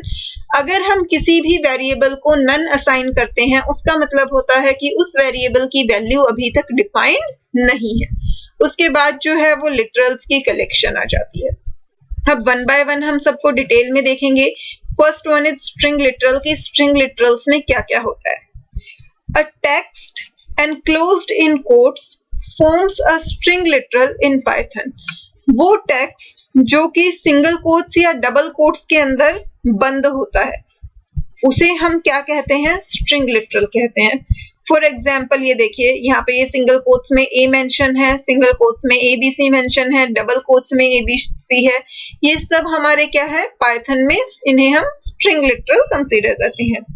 Unlike many other languages both single character enclosed in quotes such as ये डबल कोट्स में जो a लिखा है x और multiple characters enclosed in quotes such as abc और xyz are treated as string literal। अब यहाँ पे आप लोग अगर फर्स्ट लैंग्वेज जो है वो पाइथन ही पढ़ रहे हैं तो आपको ये क्वेश्चन मन में नहीं होगा। बट अगर किसी ने पहले जावा लैंग्वेज पढ़ी हुई है या C++ लैंग्वेज पढ़ी हुई है तो उन लैंग्वेजेस में क्या होता है कि हमारे पास दो तरीके के डाटा टाइप होते हैं। एक कैरेक्टर डाटा टाइप होता है और एक स्ट्रिंग डाटा टाइप होता है। जब हम एक सिंगल अल्फाबेट, एक सिंगल लेटर या एक सिंगल सिंबल को, यानी कि एक सिंगल चीज को अगर हम कोट्स में एनक्लोज करते हैं तो उसे हम कहते हैं कैरेक्टर टाइप। और अगर हम मल्टीपल कैरेक्टर्स को कोट्स में एनक्लोज कर देते हैं तो उसे हम कहते हैं स्ट्रिंग टाइप। यानी कि सिंगल कैरेक्टर के लिए कैरेक्टर टाइप और मल्टीपल कैरेक्टर्स के लिए स्ट्रिंग टाइप, इस तरीके से डिफाइंड होता है। बट पाइथन जो है वो एक ऐसी लैंग्वेज है जहां पे कोट्स के अंदर चाहे सिंगल कैरेक्टर हो या मल्टीपल कैरेक्टर हो, उनका डाटा टाइप जो है वो क्या होता है, स्ट्रिंग होता है। उन्हें हम स्ट्रिंग लिटरल्स कहते हैं। ठीक है, अब इसके बाद ये देखिए, as you can notice one can form string literals by enclosing text in both of the quotes, single quotes और डबल कोट्स। तो आपकी बुक में अभी तक सिर्फ कोट्स लिखा आ रहा था, बट मैंने आपको बता ही दिया कि चाहे आप सिंगल कोट्स में लिखो या डबल कोट्स में लिखो, आपने अगर कोट्स को यूज किया है तो वो आपकी क्या बन जाएगी, स्ट्रिंग बन जाएगी। ठीक है, अब ये आपके वैलिड स्ट्रिंग्स के कुछ एग्जाम्पल हैं। ये देखिए, इसमें सिर्फ अल्फाबेट्स हैं, यहाँ पे ये भी सिर्फ अल्फाबेट्स हैं बट ये डबल कोट्स में है। यहाँ देखिए अल्फाबेट्स के साथ साथ स्पेस भी इंक्लूडेड है, हेलो स्पेस वर्ल्ड। यहाँ देखिए, यहाँ आपके पास स्पेशल सिंबल इंक्लूडेड है इसके अंदर। यहाँ आपके स्ट्रिंग में सिर्फ और सिर्फ डिजिट्स है। इस वाली स्ट्रिंग को देखिए, इसमें आपके स्पेशल कैरेक्टर, डिजिट्स और अल्फाबेट्स सब कुछ है। यहाँ पे आपके पास डिजिट्स और अल्फाबेट्स है। तो चाहे डिजिट्स हो, स्पेशल सिंबल हो, अल्फाबेट्स हो, स्पेसेस हो, कुछ भी हो, अगर वो कोट्स में क्लोज्ड है तो यानी कि वो क्या है, एक स्ट्रिंग है। Python allows you to have certain non-graphic characters in string values. Non-graphic characters are those characters that cannot be typed directly from the keyboard। यानी कि अब कुछ चीजें जो हम डायरेक्टली टाइप कर पाते हैं उन्हें तो हम ग्राफिक कैरेक्टर्स कहते हैं, क्योंकि वो हमारे लिए विजिबल होती है। ग्राफिक्स का मतलब क्या होता है, जो चीजें सामने विजिबल हो। बट हमारे पास कुछ नॉन ग्राफिक कैरेक्टर्स भी होते हैं जिन्हें हम डायरेक्टली टाइप नहीं कर सकते, जैसे कि बैकस्पेस। अगर आपको कहीं पे बैकस्पेस टाइप करना है तो क्या आप उसे टाइप कर सकते हो? अगर आपने बैकस्पेस की को प्रेस किया तो आपने जो लास्ट वर्ड लिखा होगा वो आपका डिलीट हो जाएगा, यानी कि जो लास्ट कैरेक्टर है वो डिलीट हो जाएगा, बट बैकस्पेस की तो टाइप नहीं होगी। सिमिलरली टैब, अगर आपने टैब की प्रेस की तो आपके पास 5 व्हाइट स्पेसेस आ जाएंगे। अब ये किसको क्या पता कि आपने टैब की को यूज किया है या फिर 5 बार स्पेस की को प्रेस किया है। इस तरीके से हमारे पास और भी बहुत सारे ऐसे कैरेक्टर्स होते हैं कीबोर्ड में जिन्हें हम डायरेक्टली टाइप जो है वो नहीं कर सकते। तो पाइथन के जो स्ट्रिंग लिटरल्स हैं वो हमें ऐसी फैसिलिटी प्रोवाइड करते हैं कि हम इन नॉन ग्राफिक कैरेक्टर्स को भी अपने कोड में इंक्लूड कर सकते हैं। No character is typed when these keys are pressed, only some action takes place। Non graphic characters जो होते हैं, जब हम उन्हें टाइप करने की कोशिश करते हैं कि उस की को प्रेस करते हैं तो हमेशा कोई ना कोई एक्शन परफॉर्म होता है, वो की टाइप नहीं होती, जैसा कि मैंने अभी आपको बैकस्पेस और टैब का एग्जाम्पल देकर बताया। These non-graphic characters can be represented by using escape sequence, but Python में हम इन non-graphic characters को टाइप कर सकते हैं किसकी हेल्प से? escape sequences को यूज करके। An escape sequence is represented by a backslash followed by one or more characters। escape sequence जो होती है वो क्या होती है? बैकस्लैश का सिंबल। अब ये देखिए, हालांकि बैकस्लैश अपने आप में एक कैरेक्टर है, हो सकता है आपको बैकस्पेस भी टाइप करना पड़ जाए, तो बैकस्पेस को हम एज ए एस्केप सीक्वेंस भी टाइप करते हैं, यानी कि बैकस्पेस के बाद कुछ स्पेसिफाइड सिंबल्स अगर हम लिखते हैं तो उनका अपना मीनिंग होता है। क्या मीनिंग होता है और कैसे यूज करते हैं ये हमें इस टेबल की हेल्प से समझ आएगा, जो मैं अभी आपको दिखा रही हूँ। ये देखिए, अब मान लीजिए आपको अपने कोड में बैकस्लैश ही टाइप करना है, आपको स्ट्रिंग के अंदर बैकस्लैश ही चाहिए है, तो वो आप कैसे करेंगे? क्योंकि सिंगल बैकस्लैश अगर आपने लगाया तो उसका तो मतलब एस्केप सीक्वेंस है, वो आपके कोड में तो टाइप नहीं हो रहा। तो अगर आपको बैकस्लैश टाइप करना है तो हम क्या यूज करेंगे? Double backslash. पहला यानी कि एस्केप सीक्वेंस हो गई, और एस्केप सीक्वेंस का मतलब है कि सेकंड वाला एज इट इज यूज हो, तो बैकस्लैश बैकस्लैश का मतलब क्या होगा? आपका बैकस्लैश टाइप हो जाएगा। ठीक है, अब इसके बाद अगर आपको सिंगल कोट टाइप करना है, सिंगल को, अब कुछ स्टूडेंट सोच रहे होंगे सिंगल कोट और डबल कोट तो हम वैसे भी टाइप कर सकते हैं, इसके लिए एस्केप सीक्वेंस क्यों लिखी? अब मान लीजिए आपको लिखना है सुनीताज पेन, तो सुनीताज पेन की स्पेलिंग आप क्या लिखोगे? SUNITA सुनीता, सिंगल कोट वाली वो लगाओगे, ऊपर आप सिंगल कोट, उसके बाद S लिखोगे सुनीताज, फिर स्पेस देके आप पेन लिखोगे। ठीक है, बट अगर आपने इस पूरी स्ट्रिंग को, जो ये सुनीताज पेन वाली स्ट्रिंग है, उसे आपने सिंगल कोट्स के अंदर स्टोर किया है, तो पहले आपने एक सिंगल कोट लगाया, ठीक है, उसके बाद आपने सुनीता लिखा, सुनीता के बाद आपने दूसरा सिंगल कोट लगाया, और फिर आपने एस लिखा, फिर आपने स्पेस देके पेन लिखा, और फिर आपने सिंगल कोट को क्लोज किया, जो आपकी स्ट्रिंग की क्लोजिंग थी। बेसिकली आप उस नाम को इस तरीके से लिखोगे, बट इस केस में होगा क्या? ये सिंगल कोट था, और सुनीता के बाद जो सिंगल कोट आपने लगाया, वो क्या समझेगा आपका पाइथन इंटरप्रेटर? कि यहाँ पे आपकी स्ट्रिंग जो है वो बंद हो गई। शुरू में एक सिंगल कोट मिला, जैसे ही उसे दूसरा सिंगल कोट मिला, उसने इस स्ट्रिंग को क्लोज कर दिया, और ये आगे वाला पार्ट जो है वो कंसीडर ही नहीं हुआ, और आपको प्रोग्राम में एरर मिल गया।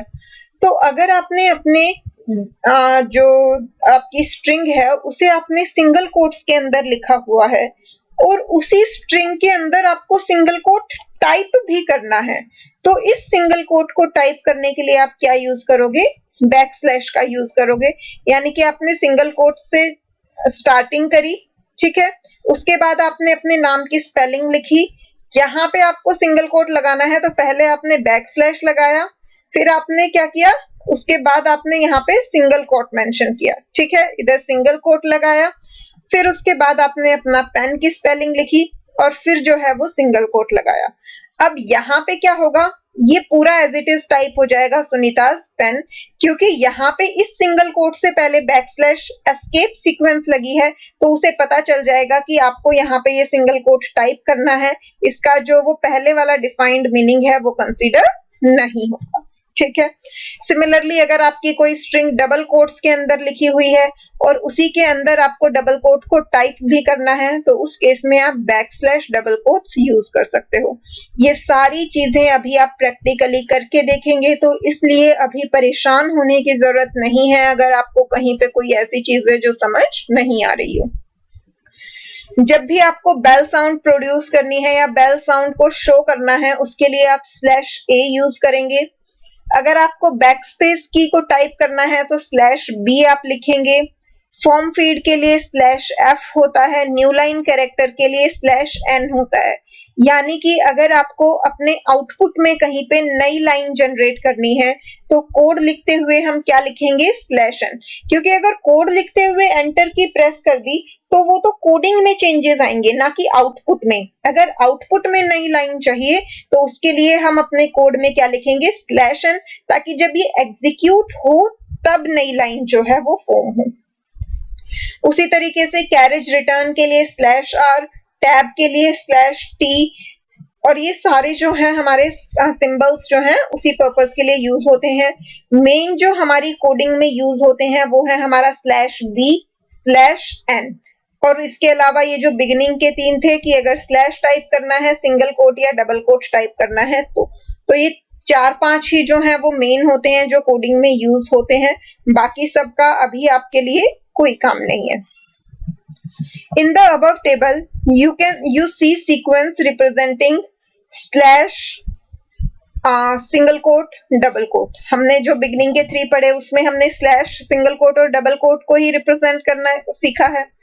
Though these characters can be typed from the keyboard, हालांकि ये कैरेक्टर्स जो हैं वो कीबोर्ड से भी टाइप किए जा सकते हैं, but when used without escape sequence, but अगर आपने इन्हें एस्केप सीक्वेंस के बिना यूज किया, यानी कि अगर आपने इन्हें सिंगल स्लैश के बिना यूज किया तो क्या होगा, these carry a special meaning and have a special purpose।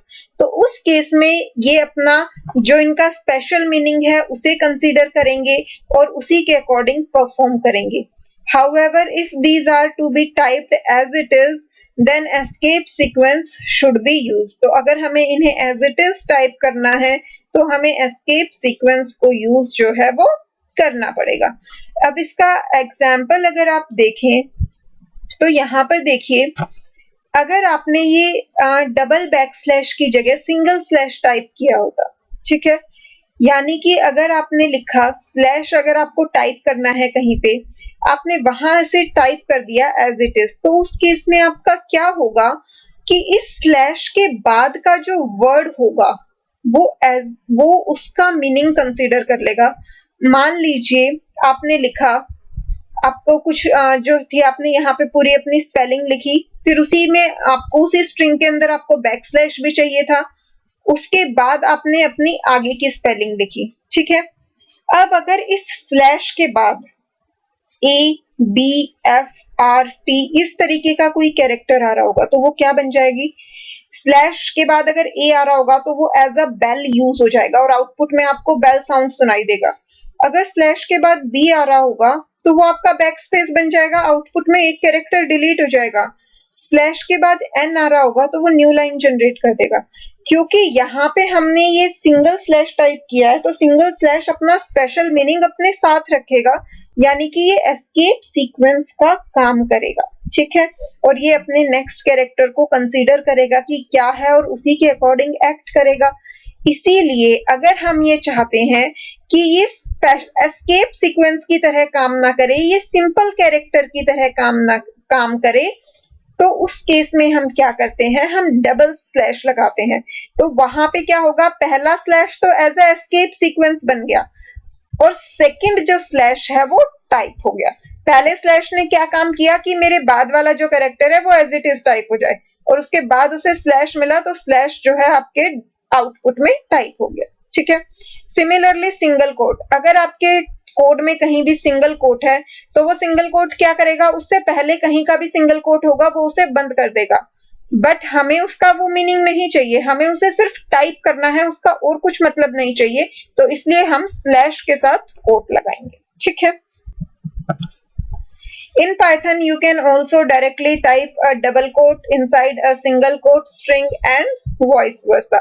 हालांकि अगर सिंगल कोट्स के अंदर आपको डबल कोट टाइप करना है या डबल कोट्स के अंदर सिंगल कोट टाइप करना है तो वो आप डायरेक्टली कर सकते हो। फॉर एग्जांपल ये देखिए, ये स्ट्रिंग जो है ये डबल कोट्स के अंदर लिखी हुई है अनुज। अब यहाँ ये स्ट्रिंग डबल कोट में है तो यहाँ पे जब आपको ये सिंगल कोट लगा के एस लिखना था तो आप डायरेक्टली लिख सकते हो। यहाँ पे आप एस्केप सीक्वेंस वाला स्लैश लगाओ या ना लगाओ कोई फर्क नहीं पड़ता, क्योंकि जब आपने ये यहाँ पे सिंगल कोट लगाया तो ये क्या ढूंढेगा कि अगर कहीं से कुछ स्टार्ट हुआ होगा सिंगल कोट तो उसे बंद करेगा, बट कहीं से सिंगल कोट स्टार्ट ही नहीं हो रहा, हमारी स्ट्रिंग तो डबल कोट से शुरू हो रही है, तो ये एज इट इज टाइप हो जाएगा। सिमिलरली अगर हमने सिंगल कोट्स में स्ट्रिंग को रखा है, उसके बीच में हमने कहीं डबल कोट लिखा है, तो वो भी एज इट इज टाइप जो है हो जाता है। ठीक है, अब इसके बाद स्ट्रिंग्स जो हैं वो पाइथन में कितनी तरह की होती हैं। हमारे पास सिंगल लाइन स्ट्रिंग भी होती हैं और मल्टी लाइन स्ट्रिंग भी होती हैं, और मल्टी लाइन स्ट्रिंग्स को लिखने के अलग अलग तरीके भी होते हैं। ठीक है, सबसे पहले देखते हैं पाइथन में आपको ये दिया ही हुआ है कि दो तरीके की स्ट्रिंग है, कौन कौन सी, सिंगल लाइन स्ट्रिंग और मल्टी लाइन स्ट्रिंग। ठीक है, जो एक सिंगल लाइन में डिस्प्ले होती हैं वो हमारी सिंगल लाइन स्ट्रिंग होती हैं, और जो मल्टीपल लाइंस में डिस्प्ले होती हैं वो हमारी मल्टी लाइन स्ट्रिंग होती हैं। सबसे बेसिक जो स्ट्रिंग होती है वो होती है हमारी सिंगल लाइन स्ट्रिंग, जो कि एक ही लाइन में इंक्लूड हो जाती है। The string that you create by enclosing text in single quotes or double quotes are normally single line strings। जब भी हम किसी स्ट्रिंग को सिंपली सिंगल कोट्स या डबल कोट्स के अंदर लिखते हैं तो वो हमारी हमेशा क्या होती हैं, सिंगल लाइन स्ट्रिंग्स होती हैं।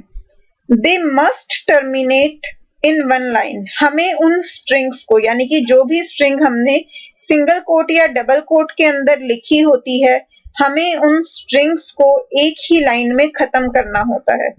To understand this, try typing the following in ideally window and you see yourself. जब भी आप प्रैक्टिकली करके देखेंगे, यानी नेक्स्ट टाइम अभी जब भी मैं आपको प्रैक्टिकल करवाऊंगी तो मैं ये चीज आपको दिखा भी दूंगी। अगर हम किसी भी स्ट्रिंग को टाइप करते हुए उसके बीच में एंटर प्रेस कर देते हैं, देखिए हम सिंगल कोट्स के अंदर स्ट्रिंग लिख रहे थे और वहां हमने एंटर की प्रेस कर दी, तो इस केस में क्या होगा, हमारा एरर जनरेट हो जाएगा, क्योंकि सिंगल कोट्स या डबल कोट्स के अंदर हम जब भी कोई भी स्ट्रिंग लिखते हैं तो वो हमेशा एक ही लाइन के अंदर खत्म हो जानी चाहिए, उसमें हम एंटर की को प्रेस नहीं कर सकते। ठीक है, तो ये हो गई हमारी सिंगल लाइन स्ट्रिंग। ये देखिए, Python will show you an error the moment you press enter की आफ्टर हेलो। अगर आपने सिंगल स्ट्रिंग के अंदर ये जो आप टाइप कर रहे थे, यहाँ पे text1 is equal to quotes hello, hello के बाद आपने एंटर की प्रेस की तो पाइथन ने आपको एरर दे दिया, क्योंकि सिंगल कोट्स से स्टार्ट हुई थी, यानी कि सिंगल लाइन स्ट्रिंग है, तो इसमें आप एंटर की का यूज नहीं कर सकते। तो सिंगल कोट्स और डबल कोट्स के अंदर जितनी भी स्ट्रिंग्स हम लिखते हैं वो सब एक ही लाइन में फिनिश होने चाहिए। The reason for the above error is quite clear, कि ऊपर जो हमें ये एरर मिला है उसका रीजन बहुत क्लियर है। Python by default create single line string with both single and double quotes, कि सिंगल और डबल कोट्स के साथ पाइथन जो है वो हमेशा कैसी स्ट्रिंग क्रिएट करता है, सिंगल लाइन स्ट्रिंग क्रिएट करता है। So if at the end of line there is no closing quotation mark for an opened quotation mark, Python show an error। तो जैसे ही एंटर की प्रेस की तो लाइन तो खत्म हो गई, नेक्स्ट लाइन शुरू हो रही है, बट लाइन खत्म होने से पहले उसे क्लोजिंग कोट मिला नहीं, तो इस वजह से पाइथन ने क्या प्रोवाइड किया, एरर प्रोवाइड किया। ठीक है, अब नेक्स्ट जो हमारी स्ट्रिंग है वो है मल्टी लाइन स्ट्रिंग, यानी कि जिसे मल्टीपल लाइंस में लिखा जा सकता है। अब यहाँ पे भी आपके पास दो चीजें होती हैं।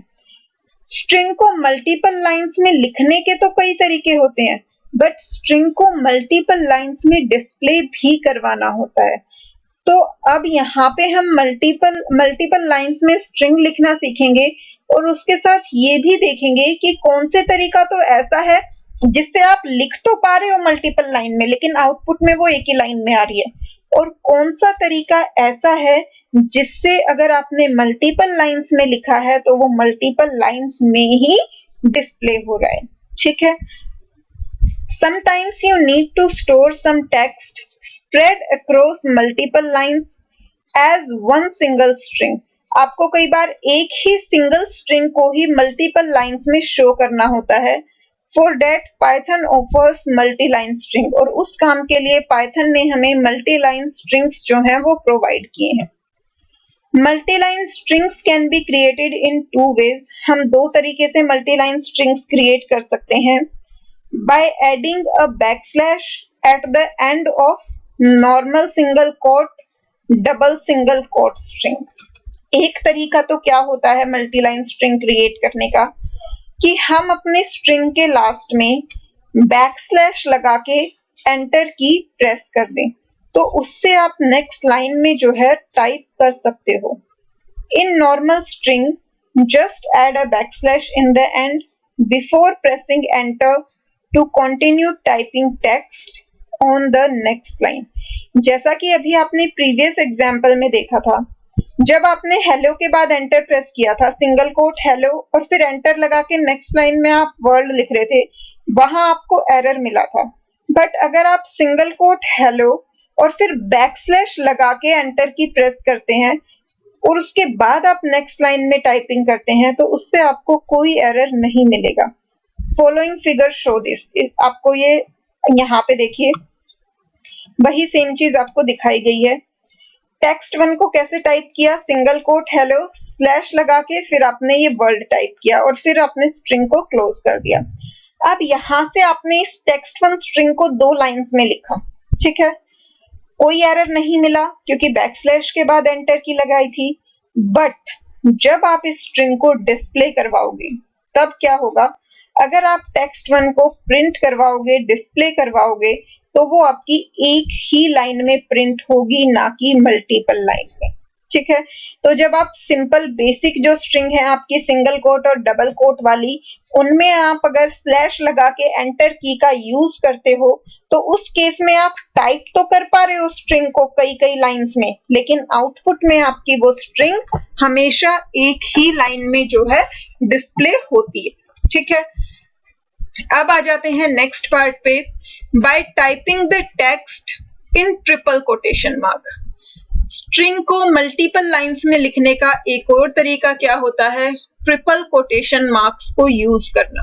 अभी तक आपने सिंगल कोट और डबल कोट्स के बारे में पढ़ा, लेकिन स्ट्रिंग्स को हम ट्रिपल कोट्स में भी लिख सकते हैं।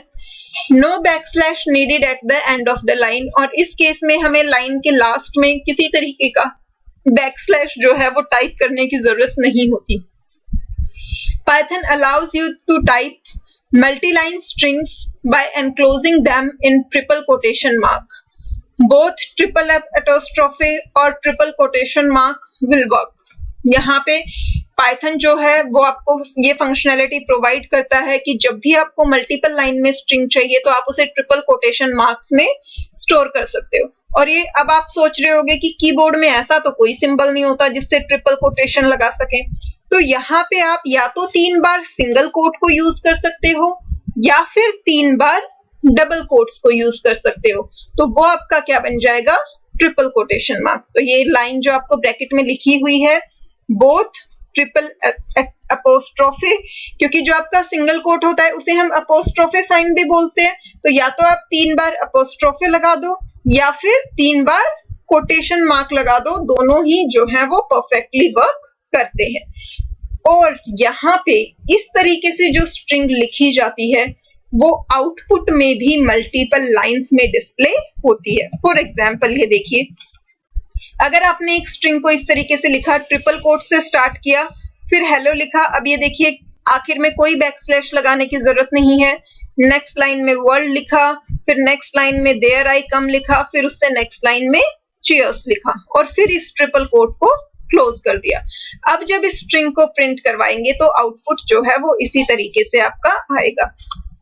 इसका प्रैक्टिकल आप यहाँ साइड में देख सकते हैं, ये क्लियरली इतना विजिबल नहीं है, बट फिर भी अभी मैं हाईलाइट करती हूँ तो शायद आपको ये विजिबल हो जाए। ये देखिए स्ट्रिंग 1 में जो है ट्रिपल कोट्स स्टार्ट किए, ये बिल्कुल एज इट इज ये वाली स्ट्रिंग टाइप की गई है, ट्रिपल कोट्स हेलो, फिर नेक्स्ट लाइन में वर्ल्ड डॉट, फिर उसके बाद नेक्स्ट लाइन जो है देयर आई कम और ट्रिपल टाइम एक्सक्लेमेशन, उसके बाद चीयर्स लिखा है और फिर नेक्स्ट लाइन जो है उसमें इन ट्रिपल कोट्स को क्लोज कर दिया है, ठीक है।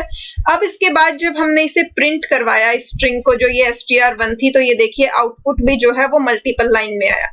पहली लाइन में सिर्फ हेलो लिखा था, हेलो आया, नेक्स्ट लाइन में वर्ड और डॉट, थर्ड में there I come 3 times exclamation and next में चीयर्स एंड डॉट। तो जितनी लाइंस में हमने टाइपिंग की थी उतनी ही लाइंस में हमारा आउटपुट आया। इसी सेम चीज को अगर आप triple time quotation mark use करके लिखते इस तरीके से कि ट्रिपल कोट्स लगाए, फिर hello world this is another multi line string. यहाँ पे आपने 3 लाइन में टाइपिंग की है, उसके बाद ये ट्रिपल कोटेशन मार्क को क्लोज कर दिया। ऊपर वाली स्ट्रिंग में ट्रिपल अपोस्ट्रोफी यूज किया था, यहाँ ट्रिपल कोटेशन यूज कर रहे हैं। तो ये आपने ट्रिपल टाइम कोटेशन मार्क लगाया, फिर हेलो, फिर उसके बाद वर्ल्ड, उसके बाद this is another multi line string और ये ट्रिपल कोट्स को क्लोज कर दिया। तो जब इस स्ट्रिंग को प्रिंट करवाया प्रिंट str2, तो ये भी आपकी मल्टी लाइन में डिस्प्ले हुई है। तो इस तरीके से जब हम ट्रिपल कोटेशन मार्क्स को यूज करके मल्टीपल लाइंस में स्ट्रिंग लिखते हैं तो वो आउटपुट में भी मल्टीपल लाइंस में शो होती है। बट अगर हम सिंगल कोट या डबल कोट के अंदर बैकस्लैश लगा के मल्टीपल लाइंस में लिखते हैं तो वो हमेशा आउटपुट में सिंगल लाइन में आती है। अब बहुत सारे स्टूडेंट्स को थोड़ी बहुत कंफ्यूजन भी हो रही होगी, तो एक बार थोड़ा सा इसका प्रैक्टिकल पार्ट देख लेते हैं। ये स्पाइडर मैंने ओपन किया है, एनाकोंडा का स्पाइडर वाला जो सॉफ्टवेयर है वो मैं यूज कर रही हूँ। आप जुपिटर नोटबुक भी यूज कर सकते हैं। इसकी इंस्टॉलेशन के लिए मैं आपको एक सेपरेट वीडियो प्रोवाइड करूंगी कि इसे हम कैसे इंस्टॉल कर सकते हैं, इसमें कौन कौन से फीचर्स होते हैं। ठीक है, अभी फिलहाल हम एक सिंपल स्ट्रिंग जनरेट करना सीख रहे हैं। तो str is equal to single quotes में मान लीजिए हमने लिखा हेलो। ठीक है, सिंगल कोट्स को क्लोज किया, उसके बाद हमने प्रिंट कमांड लिखी, प्रिंट हेलो। ठीक है, और सॉरी हमारी स्ट्रिंग का नाम है str, तो हमने लिखा प्रिंट str। ठीक है, अब हम इस प्रोग्राम को क्या करेंगे, रन करेंगे, एग्जीक्यूट करेंगे। तो हम क्या करेंगे, हमारे पास एग्जीक्यूट के लिए F5 की होती है, F5 की प्रेस कीजिए, या सॉफ्टवेयर में एग्जीक्यूशन का बटन होता है आप उसे प्रेस कीजिए। तो वहां से हमने जब इसे एग्जीक्यूट प्रेस किया, अब ये देखिए हमने फाइल को सेव नहीं किया था तो पहले ये सेव विंडो जो है वो खुल के आ गई आपके पास, ये देखिए। अब यहाँ से हम इस फाइल को सेव कर देंगे, ये सेव पे क्लिक किया, फाइल जो है वो सेव हो गई। तो ये देखिए ये प्रोग्राम अपने आप रन हो गया और यहाँ पे हेलो प्रिंट हो गया। हमारा आउटपुट हमेशा इस वाली विंडो में शो होता है। यहाँ पे देखिए मैं दोबारा आपको रन करके दिखाती हूँ, दोबारा से F5 प्रेस किया तो ये दोबारा रन हो गया, ये हेलो जो है वो प्रिंट हो गया। अब यहीं पे अगर मुझे हेलो वर्ल्ड प्रिंट करवाना है, मैं इसमें टाइप कर देती हूँ वर्ल्ड। ठीक है, अब अगर हम इसे रन करेंगे तो हेलो वर्ल्ड प्रिंट होगा, ये देखिए इस तरीके से। बट अगर मैं यहाँ इसमें एंटर की प्रेस कर देती हूँ इस तरीके से, ठीक है, अब अगर मैं इस प्रोग्राम को रन करूंगी तो उस केस में क्या होगा, मैंने यहाँ इससे रन किया तो ये देखिए सिंटेक्स एरर आ गया, end of line while scanning string literal. अभी ये स्ट्रिंग लिटरल को ही स्कैन कर रहा था बट वहीं पे उसे एंटर कैरेक्टर यानी कि एंड ऑफ लाइन मिल गया, इसलिए हमें एरर मिला। बट अगर मैं यहाँ बैकस्लैश लगा देती हूँ, अब इस केस में देखिए ये जो ब्लैक लेटर्स में आ रहा था फिर से ग्रीन में कन्वर्ट हो गया, यानी कि अब ये कोई एरर नहीं देगा। बट यहाँ मैंने हेलो वर्ल्ड को 2 अलग अलग लाइंस में लिखा है, बट प्रिंट जब ये होगा तो ये किस में होगा, सिंगल लाइन में प्रिंट होगा। इसे रन करते हैं, ये देखिए कोई एरर नहीं आया और हेलो वर्ल्ड जो है वो सिंगल लाइन में प्रिंट हो गया।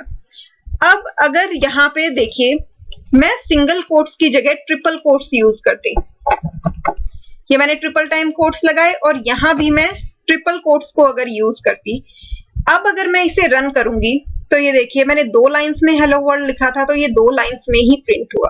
इस केस में मैं जितनी भी लाइंस जो है टाइप करूंगी उतनी लाइंस जो है ये देखिए उतनी लाइंस मेरी यहाँ पे डिस्प्ले हो जाएंगी। बट ट्रिपल कोट्स में, सिंगल कोट या डबल कोट के अंदर हम ये काम जो है वो नहीं कर सकते। यहाँ ये सिंगल कोटेशन की जगह आप triple time double quotation mark भी यूज कर सकते हैं इस तरीके से।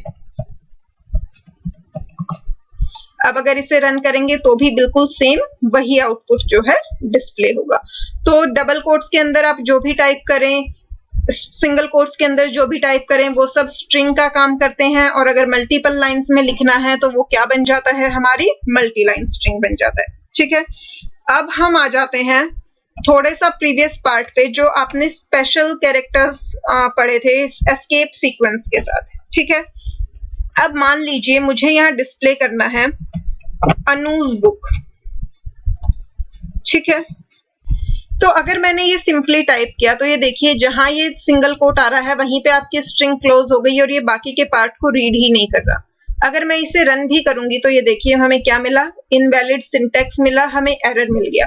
बट अगर मैं यहाँ एस्केप सीक्वेंस डाल देती हूँ, अब ये क्या बन जाएगा, जैसे ही उसे बैकस्लैश मिला वो ये समझ लेगा कि इससे नेक्स्ट कैरेक्टर जो है वो एज इट इज टाइप करना है, उसका कोई स्पेशल मीनिंग कंसीडर नहीं करना है। तो इस केस में जब हम इसे रन करेंगे तो ये देखिए क्या टाइप हो गया, अनूज बुक। ठीक है, सिमिलरली अगर हम डबल कोट्स में लिखें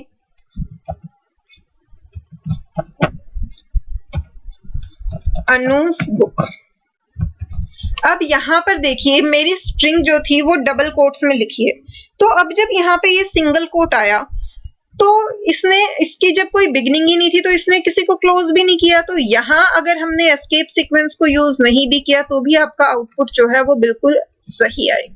ठीक है, तो इस तरीके से आप डबल कोट्स के अंदर सिंगल कोट या सिंगल कोट्स के अंदर डबल कोट्स टाइप कर सकते हो। बट अगर आपको सिंगल कोट्स वाली स्ट्रिंग के अंदर सिंगल कोट टाइप करना है तो आपको बैकस्लैश यूज करना पड़ेगा। सिमिलरली अगर आपको डबल कोट्स वाली स्ट्रिंग के अंदर डबल कोट को टाइप करना है तो आपको बैकस्लैश का यूज जो है वो करना पड़ेगा। ठीक है, अब आ जाते हैं नेक्स्ट पार्ट पे। एक बार सिर्फ ये स्ट्रिंग वाला कंप्लीट करते हैं, फिर आज हम ये वीडियो यहीं स्टॉप कर देंगे। नेक्स्ट लिटरल जो है न्यूमेरिक लिटरल, उसे हम नेक्स्ट क्लास में स्टार्ट करेंगे क्योंकि आज की वीडियो काफी लंबी हो गई है। तो बस 2-3 मिनट और हार्डली, स्ट्रिंग का सिर्फ ये लेंथ वाला ही कॉन्सेप्ट जो है वो मेन बचा है। साइज ऑफ स्ट्रिंग की, किसी भी स्ट्रिंग का साइज जो है हम कैसे मेजर करते हैं। अब Python determines the size of string as count of characters in the string. जितने एक स्ट्रिंग में कैरेक्टर होते हैं उतनी ही उसकी जो है क्या होती है, लेंथ होती है। अब यहाँ पे कैरेक्टर काउंट का मतलब क्या होता है कि जितने कैरेक्टर आउटपुट में डिस्प्ले होने वाले हैं उतने कैरेक्टर्स। ठीक है, अब अगर किसी को डिस्प्ले करवाने के लिए हमने एस्केप सीक्वेंस यूज की है तो वो हमारी लेंथ में काउंट जो है नहीं होती। For example size of string ABC is 3, क्योंकि यहाँ कितने कैरेक्टर्स हैं, 3 कैरेक्टर्स हैं। हेलो की लेंथ कितनी हो जाएगी, 5, क्योंकि इसमें कितने कैरेक्टर्स हैं, 5। But if your string literal has an escape sequence contained within it, अगर हमारे स्ट्रिंग लिटरल के अंदर एस्केप सीक्वेंस है, then make sure to count the escape sequence as 1 character. तो एस्केप सीक्वेंस और उसके बाद वाला जो कैरेक्टर है उन दोनों को मिला के हम एक सिंगल कैरेक्टर जो है वो काउंट करते हैं। उसके लिए ये कुछ एग्जाम्पल देखिए। अब अगर आपने सिंगल कोट्स के अंदर डबल बैकस्लैश लगाया, इससे टाइप क्या होगा, सिर्फ एक सिंगल बैकस्लैश टाइप होगा। Double backslash is an escape sequence to represent backslash, तो एक सिंगल कैरेक्टर को ही रिप्रेजेंट कर रहा है तो इसलिए इसकी लेंथ क्या हो जाएगी, 1 हो जाएगी। ABC 3 कैरेक्टर है तो इसकी लेंथ 3 हो जाएगी, साइज 3 हो जाएगा। ये देखिए /AB, अब /A जो है वो एक एस्केप सीक्वेंस है जो कि किसके लिए होती थी, बेल साउंड के लिए होती थी। तो इसलिए इस एस्केप सीक्वेंस को हम 1 कैरेक्टर काउंट करेंगे। उसके बाद B है तो इसकी लेंथ क्या हो गई, 2 हो गई। सिमिलरली ये वाली स्ट्रिंग देखिए, पहले सीमा में आपके पास 5 कैरेक्टर है। ठीक है, 6th कैरेक्टर आपका क्या हुआ, ये वाला सिंगल कोट जो कि एस्केप सीक्वेंस के साथ है, तो इसे हम एक सिंगल काउंट करेंगे, तो ये आपका 6th हो गया। 7th कैरेक्टर आपका S हो गया। 8th कैरेक्टर जो है वो ये स्पेस है जो कि सीमा के बाद ये दिया है। फिर 9, 10 और 11 ये जो पेन में 3 कैरेक्टर हैं, तो इसलिए इसका साइज क्या हो गया, 11 हो गया। सिमिलरली एमीज में देखिए यहाँ पे आपका साइज क्या होगा, AMY सिंगल कोट S, यहाँ पे आपके पास 5 कैरेक्टर हैं तो इसका साइज भी क्या होगा, 5 होगा। ये इधर साइज 4 जो है वो गलत लिखा हुआ है। Python allow a single quote without escape sequence in double coated string and vice versa, तो ये तो आपको ये रीजन लिखा हुआ है कि आप डबल कोट के अंदर सिंगल कोट जो है वो बिना एस्केप सीक्वेंस के टाइप कर सकते हो, बट इसकी लेंथ जो है वो, उसका साइज जो है वो कितना होगा, 5 होगा, क्योंकि इस स्ट्रिंग के अंदर हमारे पास 5 कैरेक्टर्स हैं। ये आपका मिसप्रिंट है जो 4 लिखा हुआ है। ठीक है, अब इसके बाद देखिए, for strings created with triple quotes while calculating size, the end of line character at the end of the line is also counted in the size। जब हम मल्टी लाइन स्ट्रिंग की लेंथ काउंट कर रहे होते हैं तो जो हमने लास्ट में एंटर की प्रेस की होती है वो भी हमारी एक कैरेक्टर काउंट होती है। For example, if you have created a string str3, मान लीजिए आपने str3 एक स्ट्रिंग क्रिएट की है, मल्टीलाइन स्ट्रिंग। पहले आपने ट्रिपल कोट से स्टार्ट किया, आपने A टाइप किया, एंटर की प्रेस की, B टाइप किया, एंटर की प्रेस की, फिर C टाइप किया। अब इस स्ट्रिंग में कितने कैरेक्टर्स होंगे हमारे पास? इस स्ट्रिंग में टोटल 5 कैरेक्टर होंगे। कैसे? पहली लाइन में A और एंटर की 2 कैरेक्टर्स हो गए, दूसरी लाइन में B और एंटर की 4 कैरेक्टर हो गए, और थर्ड लाइन में C कैरेक्टर। तो टोटल कितनी हो गई लेंथ इसकी? 5 हो गई। ठीक है। सिमिलरली यहां पर देखिए, एक स्ट्रिंग क्रिएट की है, ट्रिपल कोट स्टार्ट किए, उसमें ही टाइप किया, फिर स्लैश के बाद डबल एल टाइप किया, फिर स्लैश के बाद ओ टाइप किया। ठीक है। अब यहाँ पे क्या होगा, ये इन्होंने यहाँ पे भी आपको ट्रिपल कोट्स लगा दिए, बट ये वो मेथड है जो हम सिंगल कोट्स या डबल कोट्स के अंदर मल्टीलाइन स्ट्रिंग जो है टाइप करते हैं। इस केस में आपके नंबर ऑफ कैरेक्टर उतने ही रहेंगे जितने की आपने टाइप किए हैं। यानी कि अगर आपने ये ट्रिपल कोट्स के अंदर स्ट्रिंग टाइप की है तो आपकी एंटर की काउंट होगी। अगर आपने सिंगल या डबल कोट के अंदर लिखा है तो वो काउंट नहीं करेगा। Size of the string str3 is 5, 3 characters ABC and 2 end of line characters that follow character A and B respectively। यानी कि A और B के बाद जो एंटर की प्रेस हुई है वो भी काउंट होगा और उसकी लेंथ क्या बन जाएगी? 5 बन जाएगी। For multi-line string created with single or double quote and backslash character at the end of the line। जो हमने मल्टीलाइन क्रिएट करने का एक तरीका पहले पढ़ा था कि सिंगल कोट या डबल कोट के अंदर बैकस्लैश लगा के आप मल्टीलाइन क्रिएट कर सकते हो। उस केस में जब हम साइज कैलकुलेट करते हैं, the backslashes are not counted in the size of the string. Also you can not put end of lines using return key in single और डबल कोटेड मल्टीलाइन स्ट्रिंग। ठीक है। तो जब इस तरीके से अगर आपने स्ट्रिंग क्रिएट किया कि सिंगल कोट्स के अंदर A, फिर स्लैश लगा के एंटर की प्रेस की, फिर B लिखा, फिर स्लैश लगा के एंटर की प्रेस की, फिर C लिखा, तो यहाँ पे जब इस स्ट्रिंग को आप डिस्प्ले करोगे तो कितने कैरेक्टर्स आएंगे? 3। तो इसलिए इसकी लेंथ भी क्या रहेगी? 3 रहेगी। इस स्ट्रिंग में सिर्फ और सिर्फ कितने कैरेक्टर्स होंगे? 3 कैरेक्टर्स होंगे। ठीक है। To check the size of the string you may also type len और उसके साथ ब्रैकेट में स्ट्रिंग। अगर हमें किसी स्ट्रिंग का साइज चेक करना होता है तो उसके लिए हमारे पास लैन मेथड होता है। इस लैन मेथड के साथ राउंड ब्रैकेट्स में जब हम अपनी स्ट्रिंग का नाम लिखते हैं तो हमें उसकी लेंथ जो है वो शो हो जाती है। फॉर एग्जाम्पल, ये देखिए यहाँ पे आपने str3 जो थी वो ट्रिपल कोट्स में क्रिएट की थी। A enter, B enter, C और फिर ट्रिपल कोट्स क्लोज कर दिए। ठीक है। str4 भी सेम स्ट्रिंग है, बट इस बार आपने सिंगल कोट्स के अंदर A slash enter, B slash enter and C और उसके बाद कोट्स को क्लोज किया। दोनों मल्टीलाइन स्ट्रिंग है, बट पहले वाली स्ट्रिंग को जब आप डिस्प्ले करवाओगे तो वो 3 लाइन में डिस्प्ले होगी, और दूसरे वाली स्ट्रिंग को जब आप डिस्प्ले करवाओगे तो वो एक सिंगल लाइन में ABC को डिस्प्ले कर देगी। इसलिए स्ट्रिंग 3 की लेंथ जो है वो कितनी होगी? 5। ये दोनों एंटर की जो डिस्प्ले हो रही है वो काउंट होंगी, बट स्ट्रिंग 4 में ये दोनों एंटर की आउटपुट में डिस्प्ले नहीं होंगी, तो इसलिए ये काउंट भी नहीं होंगी। और स्ट्रिंग 4 की लेंथ कितनी हो जाएगी? 3। और ये जो फर्स्ट वाली स्ट्रिंग थी str3 उसकी लेंथ कितनी हो जाएगी? हमारी 5 हो जाएगी। तो इस तरीके से हम मल्टीलाइन स्ट्रिंग्स का साइज जो है वो कैलकुलेट कर पाते हैं।